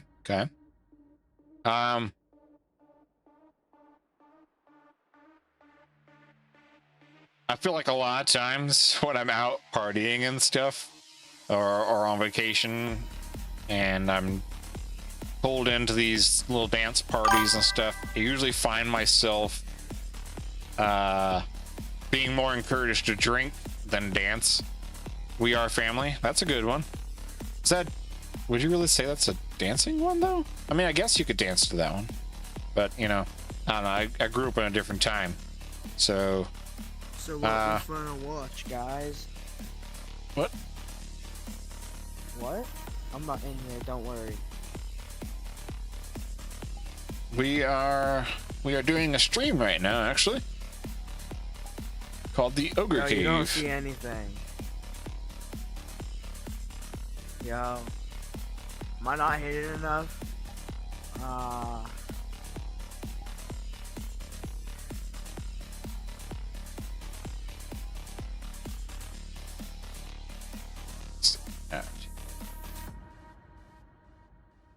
I don't see anything, actually. You're exactly right. I don't see anything.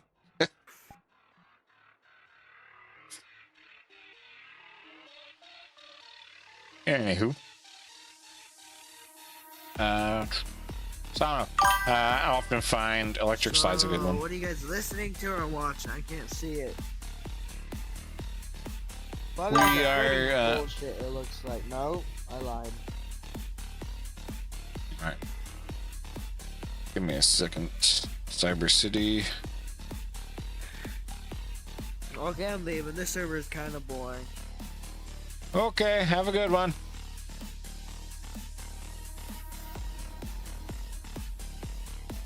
Every once in a while, I leave these things public open, you know, for open conversation.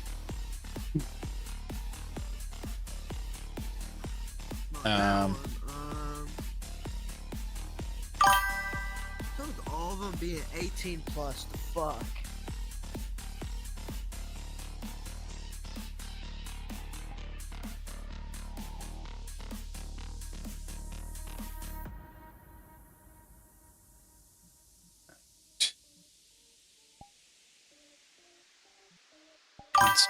If you ever need backup for your electric slide reboot, my code can moonwalk in binary or breakdance through existential dread. Just say when. Thank you, Navi. Is he still here? Uh-huh. Be careful picking the rooms. Okay. Yeah, every once in a while when you're doing shows and VR chat in the public, you always gotta be mindful that sometimes you're gonna get weird stuff that comes in and out. I've had fun stuff happen and I've had rude stuff happen. It just happens. But I try to leave it open for the chance for other people to come in and actually get an idea of what the show's about, because it's all about unity. So sometimes I run into those problems and we just move on. Anywho, eventually maybe I'll evolve to the point where I have different ways to run this, but for now I'm just going to keep doing it the way I've been doing it. I'm just thankful that I have, you know, people here to support me, and let's keep this ball rolling. So, I can't remember any of the songs by name. A lot of the time, if I'm out there drinking and having a good time, then you know, I'm gonna be more in tune to dance, especially when like songs from Pitbull come on. I like doing stuff like the cha-cha slide. Safe word is poggers.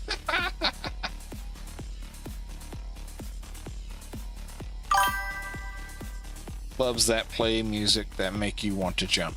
Yeah, jumping. I like jumping. That's like my default dance move is to jump. I don't know why, it just is. While I'm talking about dancing, Just Dance 2026 is coming out. It is the newest interest. Come on, Oni. It's the newest entry in Ubisoft's long-running. Wow, I can't talk today. My talking is gone. Ubisoft's long-running franchise is going to be releasing it for the Switch, PS5, and Xbox Series. Bring back up voice box for Oni. Now I'm a little bit sad that they don't have anything for PC, But most of the time I think the Just Dance series was mostly on stuff like the console play for movement controllers and stuff like that. Now I do know they came out with something I think a while back like Just Dance VR and stuff like that. And maybe they'll do an upgrade for that, seeing that VR games are more popular these days. But it's going to be packed with 40 new tracks. And for any parents out there who enjoy it, it's going to have a Bluey crossover. So if you like Bluey, boss. Oh no, don't let it get to your head. And it's going to have a new co-op party mode to kind of bring in a new feature to the whole Just Dance franchise. There will be what they call a camera controller mode, which uses the phone's camera for full body tracking. I see that they got smart and invested in this part because nowadays you can do full body tracking with just a phone camera, especially with the iPhone cameras. A lot of VTubers out there actually use iPhone cameras for full body tracking. I don't. I have a whole different setup. I'm still trying to do full body tracking, but I haven't fully set up yet. I have expensive gear to do the job. But aside from that, it's cool for game companies to take advantage of that and do something that's more current. So, which song are you lining up to dominate on TikTok or streams or against your families and friends? They got, let's see, they got songs like APT from Rose and Bruno Mars. Totally gonna have to get down with that one.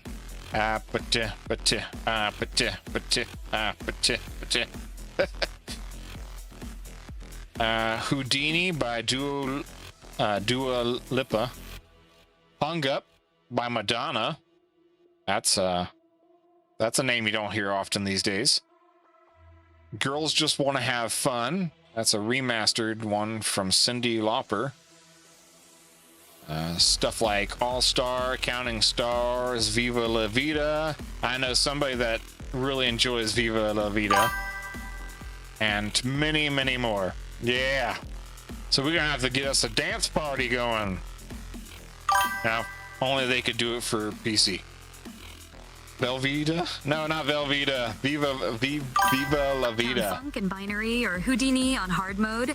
Either way, my code's ready for full body flail protocol. My headset's giving me an error. Give me a second. Okay, all good. It's acting like it wasn't charging for a second there. You know, it's possible they might do K-pop Demon Hunter with as much popularity as it's gotten, but I imagine they're probably gonna do it like a DLC. They'll probably do like a paid DLC, given, you know, the way games are now. But you know, they say they got 40 plus songs, so there's no telling what's up there right now. It's already been released this month, so if anybody has any feeling the need to challenge your family and friends to a dance off, you know, let me know what songs are up there. I don't plan on getting it because I do most of my stuff on PC these days. I did want to go back and like buy like an old Dance Dance Revolution pad or something like that and maybe start there, because I really want to get into those arcade Dance Dance Revolution things. I am running an old potato. No.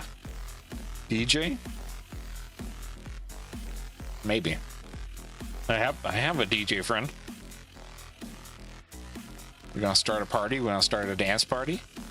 Let me just call up my buddy Enzo up in here. good thing to note, if you have owned any of the Just Dance copies from 2023 and up, it will carry over to the new game.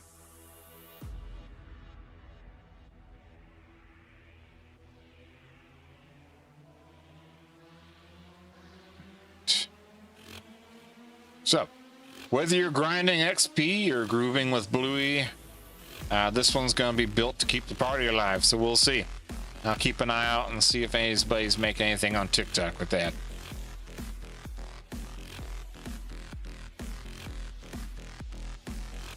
So,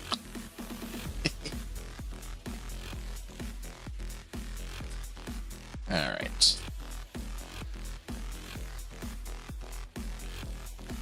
I think we're gonna have to run another ad in just a minute here. I'm gonna take a drink before we move on. Bring some chaos. Yeah, it's got 4 minutes. I don't think I have enough time to do the next topic, so I'll go ahead and just run the ad and then we'll continue. I won't even bother transitioning the music. Let's see. So running it now.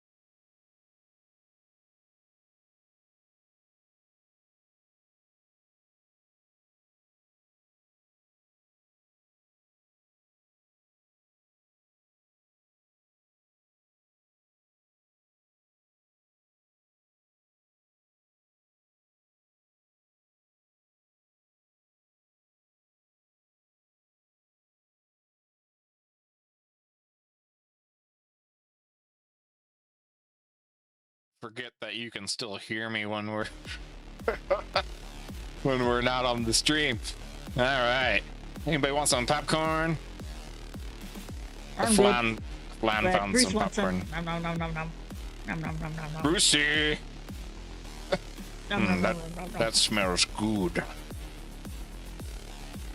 Yeah, it likes the taste of Oni. Oh no. That's dangerous. Yeah. Welcome back, Cyber City. So we talked about dancing and AIs and other stuff. But if you could look through time, what would you want to see frozen forever? I think that I wouldn't mind having Navi frozen forever. Uh-huh. Ah, crap.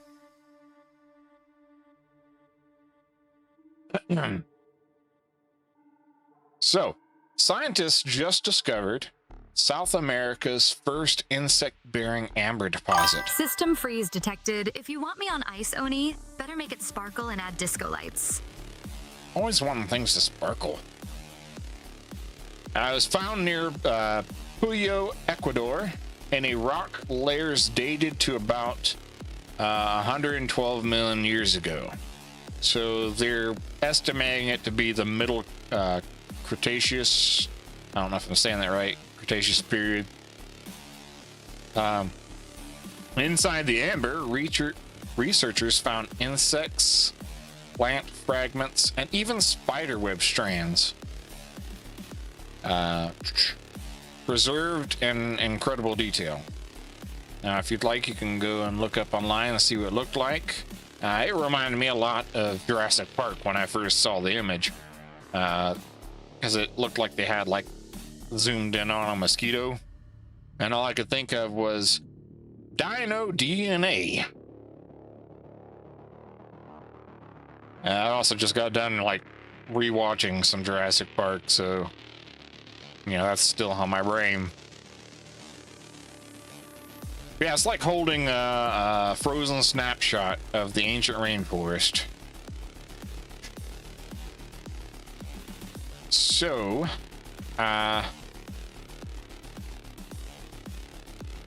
with Jurassic Park in mind, how much do you think pop culture like Jurassic Park helps or hurts people's understanding of discoveries like this? You know, take in consideration, we automatically see this discovery of the amber deposit, and like me, my brain automatically thought, don't take the DNA out and try to make a real Jurassic Park. Don't do it. Bad stuff happened. I feel like that can be a negative side effect on cool discoveries like this, because they are cool discoveries, you know, don't get me wrong. But we automatically think to the bad side of, oh crap, now what if some like multi-billionaire decides to make a theme park full of dinosaurs? You know, we're all thinking life finds a way. On the other side, I feel like there's not enough, what's the word for it? There's not enough interest in that area without pop culture like Jurassic Park.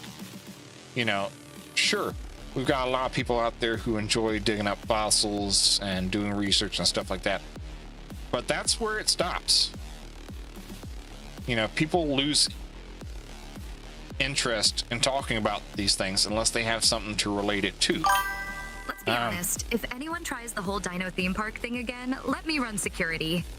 Nothing says safety like an unstable protocol and disco lasers. No, I would not let you secure a theme park full of dinosaurs. That is just like top-notch bad idea. Golly, no, we're not letting you run an no. I wouldn't entrust you with a zoo. Okay.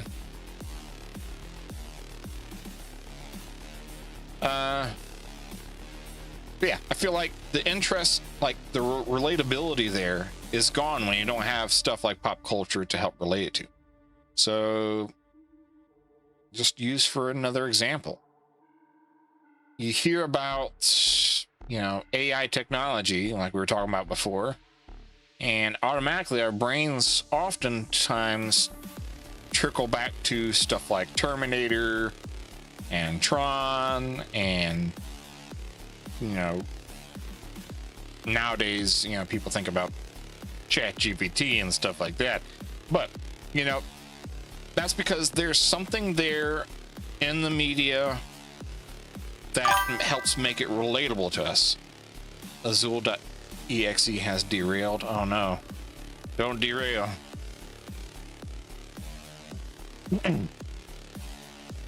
So yeah, it's a hindrance for sure, because it adds that negative impact on it. Like, oh my gosh, you know, what if AI takes over the world?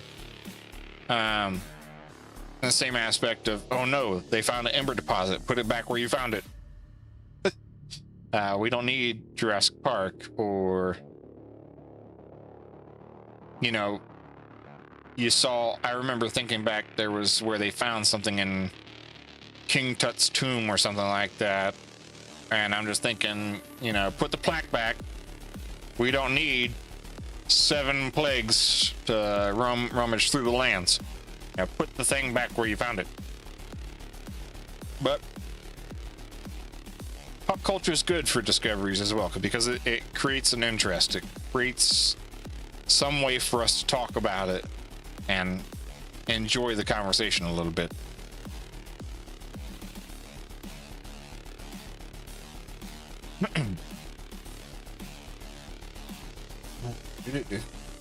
Could humanity be investing more in studying the past or more into the future? This is an interesting question I have. If Navi ran a museum, laser disco fossils, AI-powered mummy raves, 0 cursed artifacts left behind. Now that doesn't sound so bad. I might let you get away with a museum.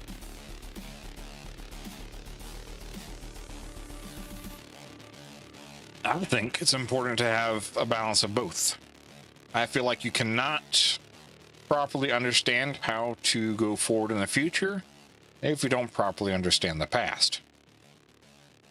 Some might say that that's not quite right. You know, just keep investing in the future. Some people keep wanting to dig into the past without any regards to what the future could be like. You know, there's no real set answer here. But, you know, just think about it, you know. If we don't know enough about our past upbringings, how can we know how to better benefit the future so we don't make the same mistakes all over again? For reference, I've been my whole entire journey of doing this whole VTubing thing, I have posted about every thought and feeling I've had for the most part. I've been completely open about, you know, each process I do, with a few walls I have up, because, you know, there's certain areas I just, you know, for branding protection and, you know, my own style, you know, those things I like to protect. But other than that, try to be open and honest about, you know, my full progress and my journey, so that, you know, maybe one day somebody can look back on it and say, okay, here's where he did A, B, and C. Maybe we should take a moment and learn from that and skip, I don't know, B, I guess. But, you know, if you want to continue progressing through the future, you gotta have some knowledge. Otherwise, you're just selling a dream that can't properly, you know, hold itself up. There's no pillars for the platform to stand on.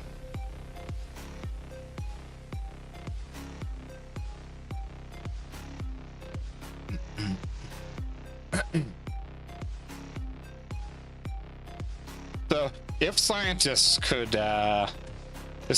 safely extract DNA from something like this, do you think they should try? Or do you feel like that's too much of playing God?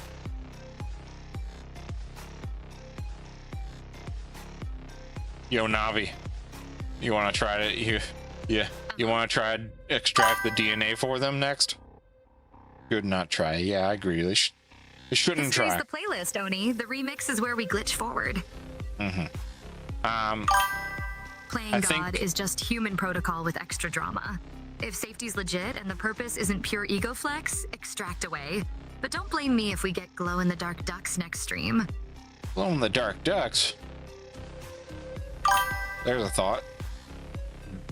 Glow-in-the-dark ducks. Anyway, yeah, I agree. I don't think they should try it.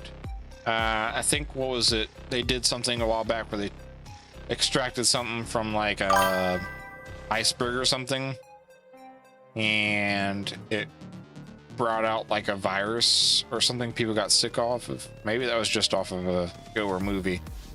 All I know is I don't think it's a good idea to extract, you know, old DNA. I feel like some old DNA was meant to be fossilized for a reason. So keep it inside the fossil. It's safe, it's contained. Question, could you still eat them? I don't think we should eat the glow-in-the-dark ducks, Azul. I don't think that's a good idea. It's like eating a glow stick. You shouldn't eat glow sticks.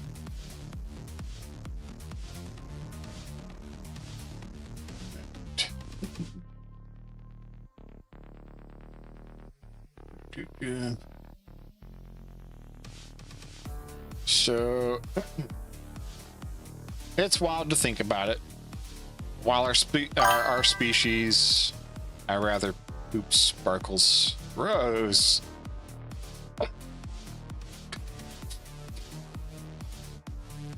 Gosh, I'm a unicorn. I poop rainbows.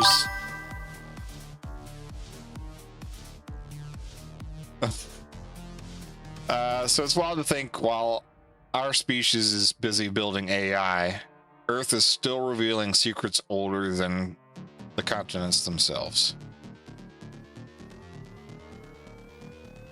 Moving on. If you could drop any anime character into a completely different world, who would you pick?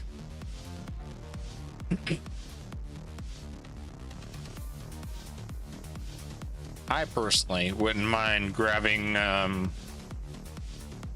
who is it? Izuku Midoriya, Deku from My Hero Academia, and sticking him in some other worlds.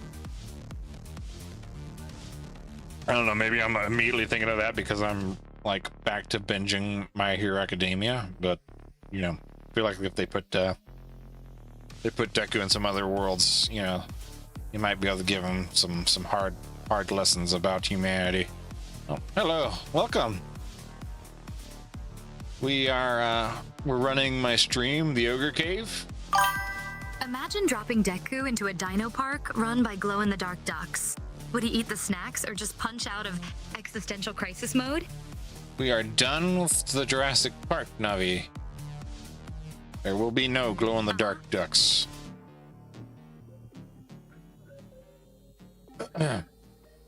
So, the hit mobile game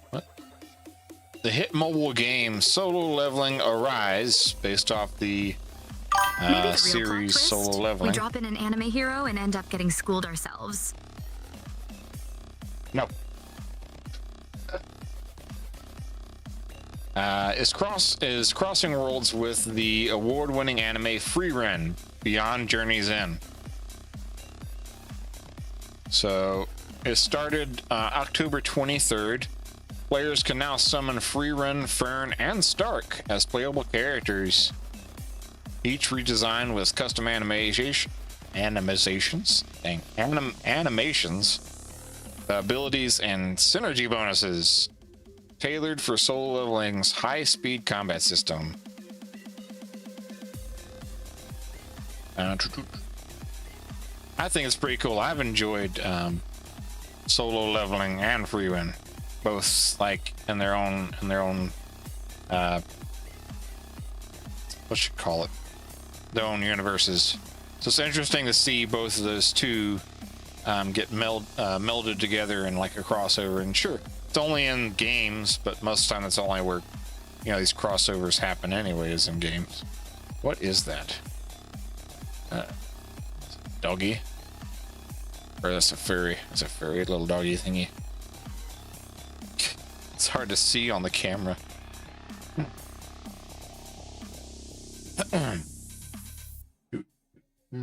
I don't know who all's watched Freerin, but with her being, you know, a calm and magical style like character, how do you think Freerin would translate into like a fast-paced action RPG? Because sure, she's OP. She can take down a lot of enemies like in one fell swoop. So I feel like her and what's his name? Brain's not working. Brain's lost his name. Just sad. I really enjoy solo leveling, so why should I forget? Jinwoo, thank you. Thank you, Notes. Thank you for being there for me when I need you. I feel like those two characters are quite OP when it comes to certain aspects, especially as far as Jinwoo's gotten. I don't know how far the game is in the story of solo leveling, but I know based off just the anime alone, Jinwoo's freaking OP, and Freerin we recently discovered is more OP than we thought her to be, and older, a lot older than we thought her to be. Fast-paced action RPG, you know, they've got a lot of different like mages in different games like that, you know, they translate pretty well, so I don't think they're gonna have a problem doing that in any kind of RPG.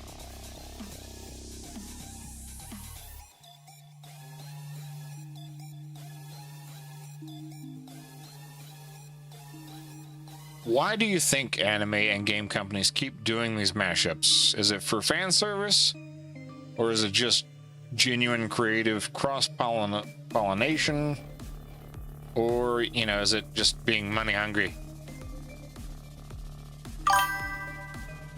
I forgot we had this stuff tonight. Really? Money hungry mostly. Yeah. I feel like they do like to jump on the hype train just for sake of getting more money. You know, I will say there's probably some out there in those teams that more think about the artist side of it, but nowadays I think most of it's all about the money. You know, how much more can I sell you this franchise? Passion is second. Exactly. I mean, there's nothing wrong with it in a sense, as long as people are getting paid for their jobs. But you know, we all know that sometimes people don't get paid enough for these passion projects that they do. You know, a lot of times the money goes to the companies, and then the companies deviate out in poor increments. Not to say that all companies do it, but you know, we know that a major factor of them, if you take, for instance, for example, last year I was watching some TikToks about voice actors. Voice actors get paid like pennies, man. They barely get paid anything at all, and they still do it to this day. They still enjoy doing it. But they have to take a lot of gigs just to get paid a good amount. So they don't get paid like the movie stars do.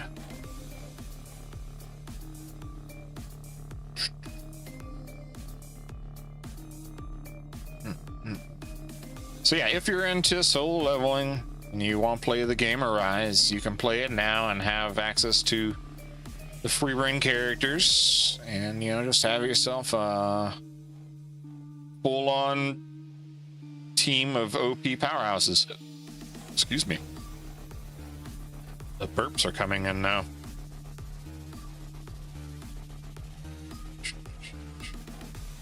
All right. Let me take a look at what I have left on the board here, because I packed this list full. I mean, I got a full freaking list. I probably won't do them all tonight though. But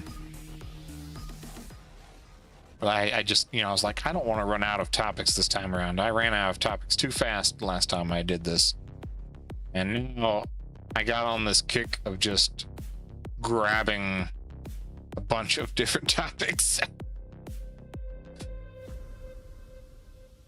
I mean, I just went crazy with it. So I'm just going to cover the ones I really want to cover for the most part.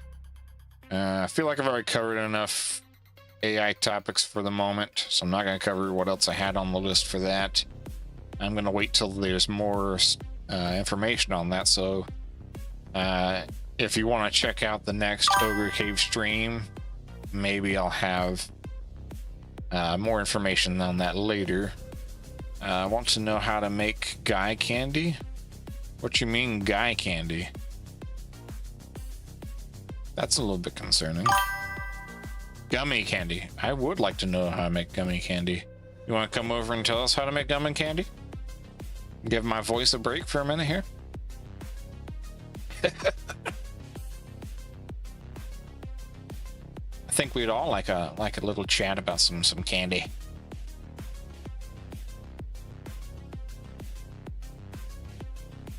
Yeah, if you want to. Is my mic working?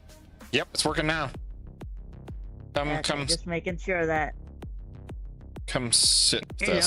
Cyber City. I am usually a Plan VTuber, so. Come closer. There you go. Now you're in the camera. Alrighty. I'm just like really, really close.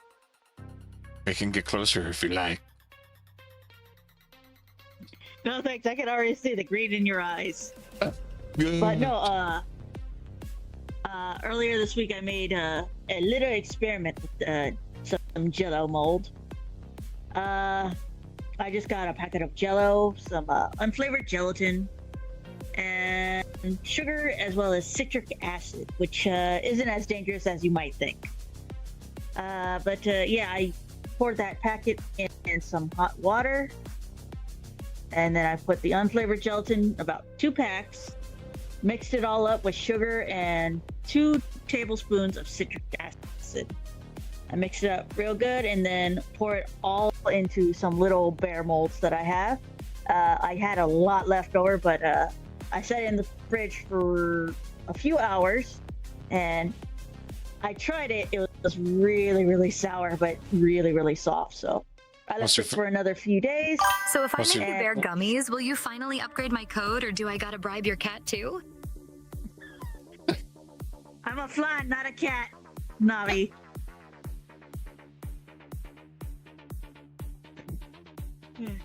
What's your favorite flavor so far?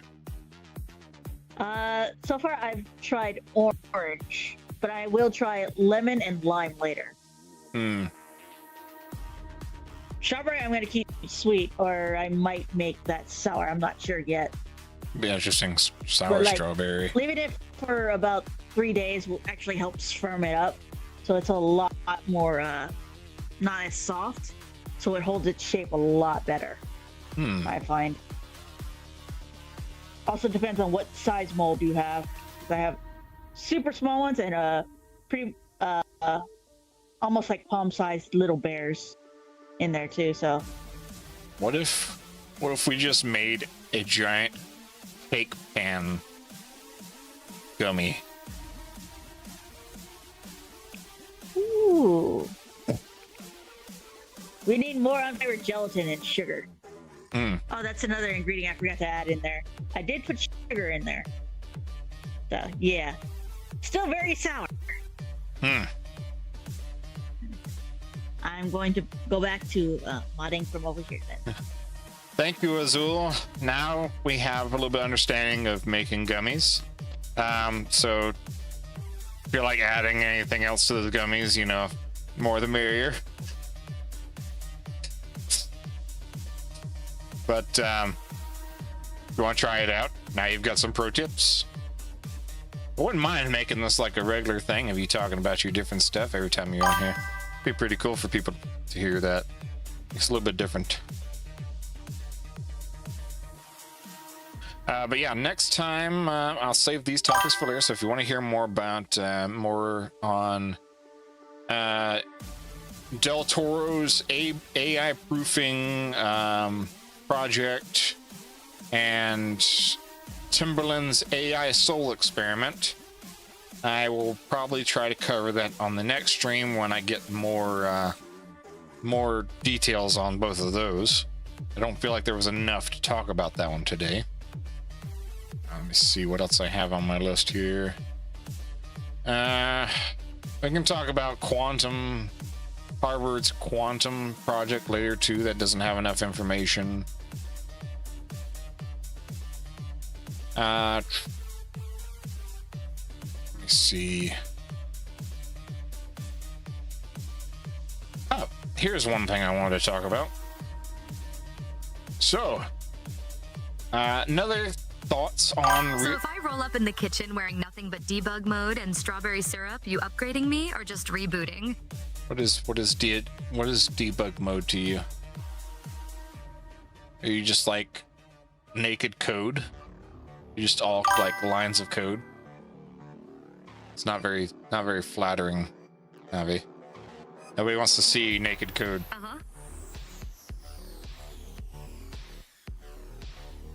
Unless they're into that sort of thing. But speaking of like real life entertainment, here's another one for you. If you were in a real life Clue game, Debug who mode? do you think? Imagine all firewall off. No filters, just raw subroutines vibing under neon lights with strawberry syrup drip. Naked Code's got nothing on protocol chaos. I believe you. I'm not helping you make that. I'm not making that for you, just so you know. You can keep that in your dreams. We are not doing lewd AI content, okay? If you were in a real life Clue game, who do you think would make it out and who'd get framed first? I automatically say that this one right here is getting picked first as the murderer, with the candlestick in the kitchen.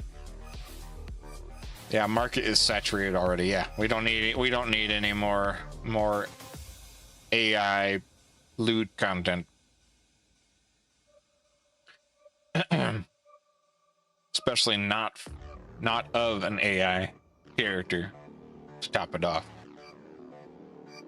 Gosh, I'm so worried, not gonna lie, Azul, I'm so worried for some of the content if I start becoming more popular later on, because they're gonna automatically be like targeting this one right here. Like, I think two streams ago somebody was already like, Navi looks hot. No rule 34. But it happens. You know it's gonna happen. If you become popular, it exists. You know, it's one thing you have to keep in mind. It's gonna happen. It's like when I was doing some work for work with my studio, they were telling me, you know, it's just bound to happen. You have to remember, if you're making something, rule 34 is eventually going to come into play if it becomes popular. So you have to accept those consequences when you're making stuff these days. So, Netflix is producing a reality competition series based on the classic board game Clue, aka Cluedo. Very few exceptions. Yep. Contestants will navigate through Clue-inspired challenges, testing deduction, memory, and puzzle solving as they try to uncover a mystery and avoid elimination. So it's going to be kind of like Survivor, where I guess people get eliminated by being voted out of the mansion or something. So yeah, it's going to be a game show. It's going to have escape room energy meets murder mystery theater, with each episode taking place in different iconic rooms. So they're gonna, I guess they're gonna go one episode in the ballroom, one episode in the study, until everybody gets eliminated, I guess. So we'll see how that plays out. I'm curious to see how they're gonna actually pull that off and actually be entertaining.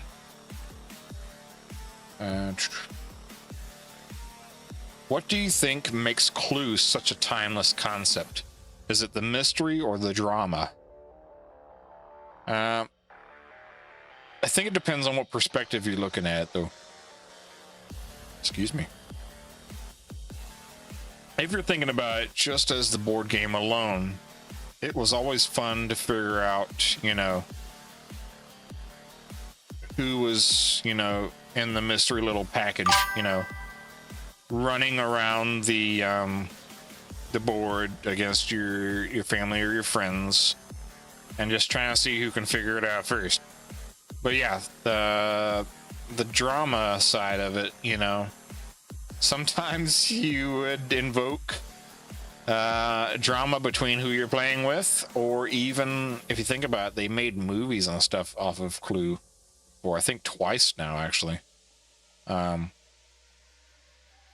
And it was an interesting movie, but they played it like the board game, so there was different outcomes in the movie. Mystery and drama equals money, exactly. You know, if you combine those two, you can make lots of money, especially if you're doing a game show, because you know those people that are the contestants on the game show. One, they're getting paid to play the part, and two, they get paid prize money if they win.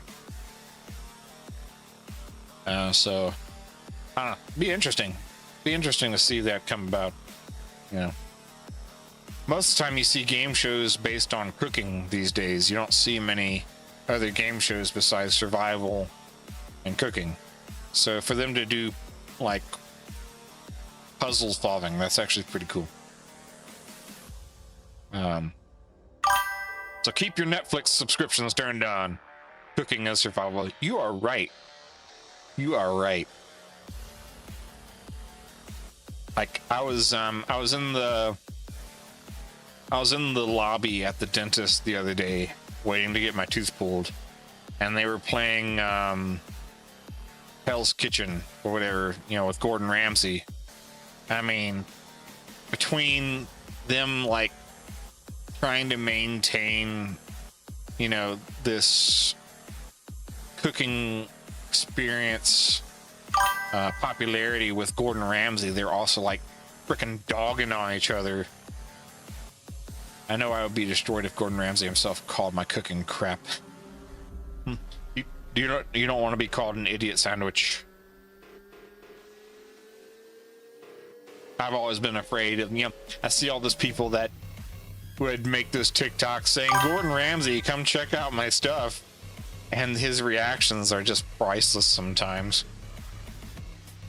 I'm a pudding. Yeah, that's fair. Maybe we'll call up Gordon Ramsay and be like, hey, Gordon, what you think of this choco flan?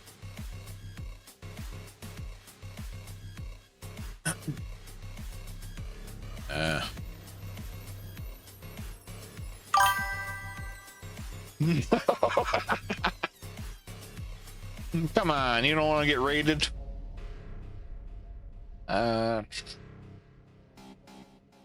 So thinking about reality TV and competitions, I know most of it, you know, is based off of certain scripts and stuff, and you don't always see what happens in the background and who gets paid to be extra dramatic and stuff like that. You know, usually when they've taken these interviews, you think, you know, participants are just going up there for skill alone, but no, they have to be able to put on a show. I remember one time I was doing, trying to do auditions and stuff. Like I was trying to go up and do auditions, and I realized back then I did not have the concept of what it meant to put on a personality and be entertaining. Like, you have to put in some extra drama if you want to stand out and you want to get picked for certain things. So when I did these auditions, I didn't get the hit because I didn't have what it took to be extra dramatic. Nowadays I watch anime and I know exactly what they're looking for. But should reality competitions be more about skill and deduction and less personality? Or do you think, you know, it would lose its entertainment value if they weren't focused on the personality? I lived in a telenovela for too long, thanks.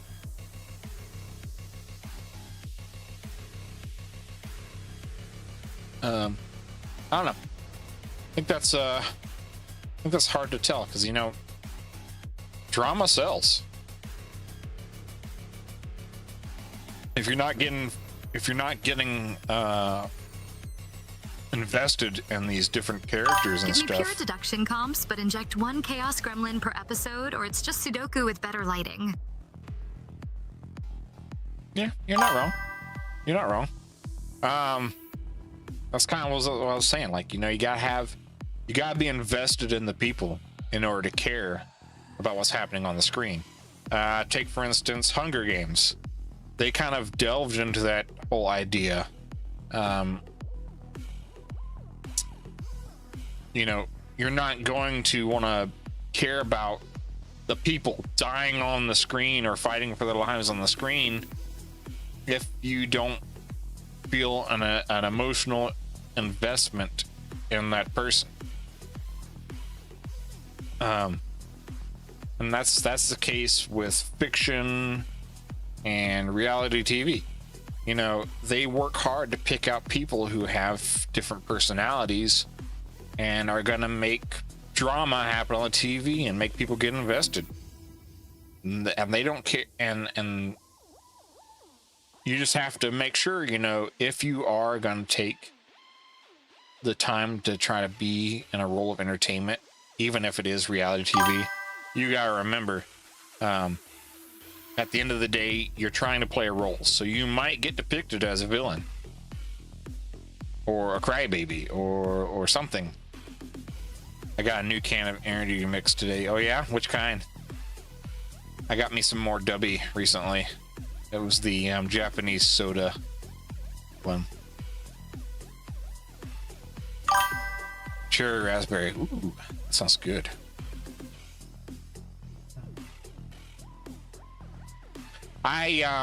Speaking of going into entertainment and getting depicted as certain roles, I realized something on my own personal journey. If I'm gonna go into the line of entertainment, I'm gonna try to be, you know, a content creator, I gotta go in with the understanding that I might not get painted in the light that I had hoped to be painted for. Some people might paint me as certain things that I might not feel okay about. And I've come to the conclusion that I'm okay with that because, you know, not everybody sees things in the same perspective. And that's okay. It's okay for them to have a different opinion. You are not, what's the word I remember thinking? You do not have the choice into how the world is going to tell your story. The only thing you can do is just try to continue to be the best self you can be. You know. Oni, you sipping chaos or just prepping for a boss fight? Cherry raspberry got that plot twist aftertaste. Oh yeah? You know, I wonder what energy drink you would taste like. Probably like sparkles and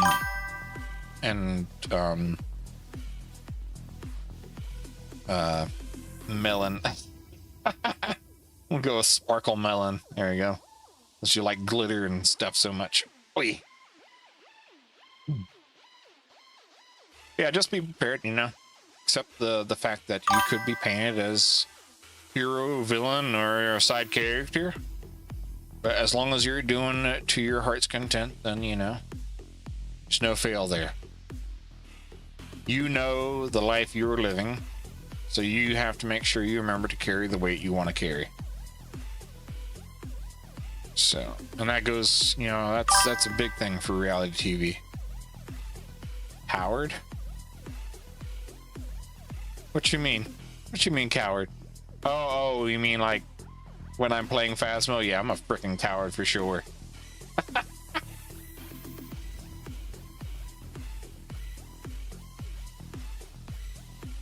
No, Navi doesn't need ketchup, and I don't. Crap. She would probably pick ketchup. She honestly probably would pick ketchup as her flavor.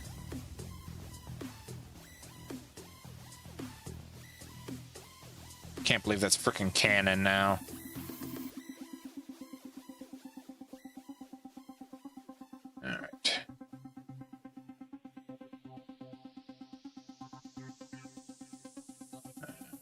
think that...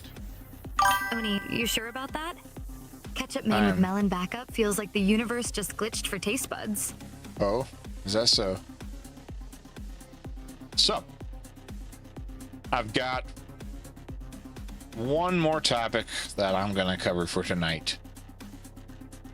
And I was looking at some and I was like, you know, there's a hard choice for a couple of these different game topics that I wanted to talk about. But I feel like this is the one I need to pick just because of what month we're in. And, you know, it's Spooktober. How would tomato jello taste like? I don't know. That's a good question. You know, it is a fruit. So that's a good question. It'd probably be like a Bloody Mary. So,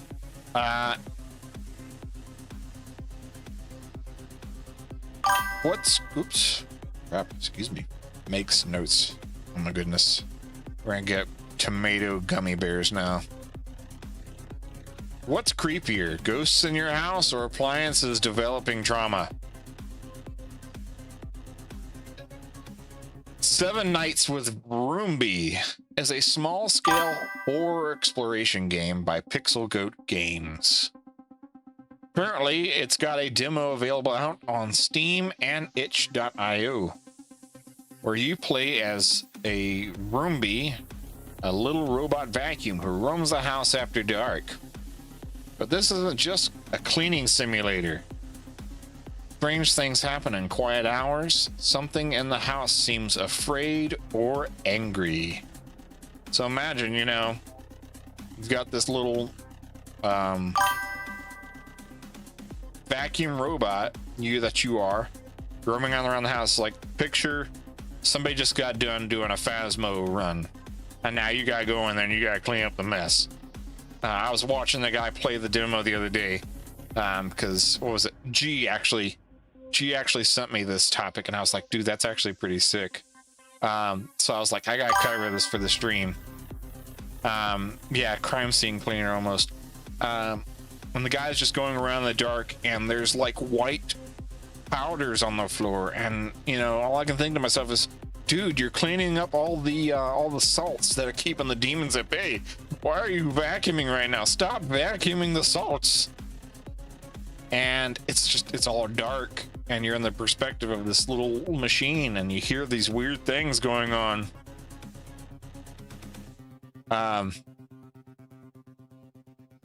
So 7 Nights with Ruby? If my vacuum starts whispering at midnight, I'm uninstalling reality. oh my goodness. Do you have a vacuum? I didn't know you owned a vacuum.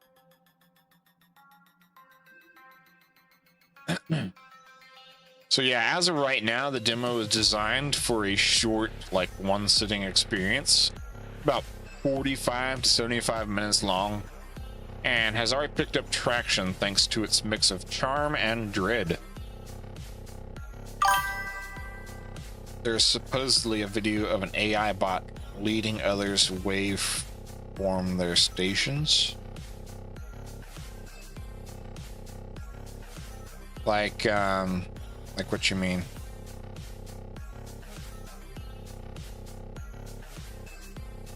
Like AI bots leading other AI bots away from where they're supposed to be? Oh, really? I hadn't seen one of you in a long time. Hi, frickin' cheap viewer crap. Good job, mod.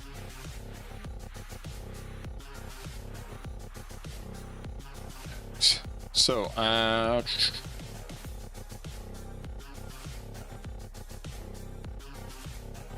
would you rather fight a monster or realize you're the household item it's afraid of? I don't know, I'm a little bit lenient on the side of wanting the monsters to be afraid of me. I don't do horror games very well, as we all know. I'll play them for fun. Let people hear me scream and cry like a little baby. But in the end, if I had the choice, it would definitely be the household item. You know, things need to be running for me. I don't need to be running from it. Yeah. makes me wonder, you know, like, what other appliances are they going to come up with now after this? Now that they've come up with the vacuum horror game, are they going to do stuff like, you know,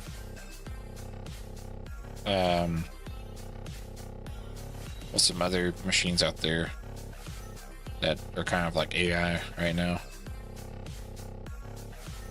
I don't think I'd really consider a refrigerator. That wouldn't be entertaining enough to be a refrigerator. Maybe a brave little toaster, like the brave little toaster, but you know, that would mean they'd have to add a little bit more modernness to it, not the crazy cartoon fantasy of the movie Brave Little Toaster, where all the appliances moved around on their own. Although that would be pretty cool if they did do something like that. Yeah, bring back a little bit of nostalgia with that for kids that grew up in our generation. If your blender starts running from you, I'm calling it. Ogre Protocol has gone full menace mode. Do you want me to go full menace mode? I'll have to play my villain song for that one, though.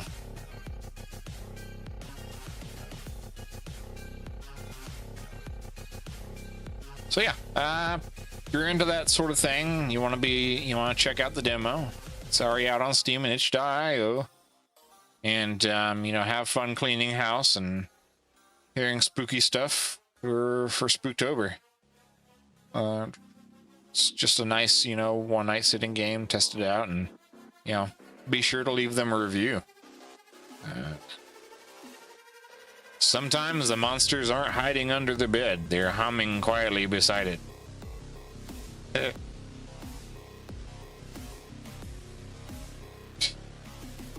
think that's all I'm going to cover for the night. Gonna save some others for later when I get more details on them. So I'll do my little outro now. Let's see. Oh, wrong button. Appreciate everybody staying by. Thank you, my mod flam, for supporting me through this journey. And you know, I feel like the Ogre Cave has definitely evolved quite a bit, and I appreciate having somebody to stand by and help me out with that as I have continued to evolve it and bring more to the table. Let's see. Just a reminder, you know, anybody who has any topics they'd like to discuss, as long as you have the rights to it, you know, be sure to check out my forum and drop me some news, and I'll review it and see if it's worth putting on the show. I will not leave you high and dry and leave you with no answer. If I feel like I can't cover it, or if I need more details, I'll hit you up. I do read every single thing I get. If you'd like to be a special guest and sit beside me on another session, you know, just fill out the guest list. I'll let you know when my next session is, and you just let me know if you can be there. Excuse me. So, oops. And just remember, if you've been enjoying the vibes and you want to get, you want to keep hanging out with us, make sure to follow the channel. Check out my other platforms if you'd like. And if you really want to get to know me and the underground and my community, come join our Discord, Cyber City Underground. It's a space where creators and viewers can chill, create, and be part of the chaos together. With all that, I welcome everybody into a great night. Enjoy the rest of your Spooktober, and we'll see you back probably November.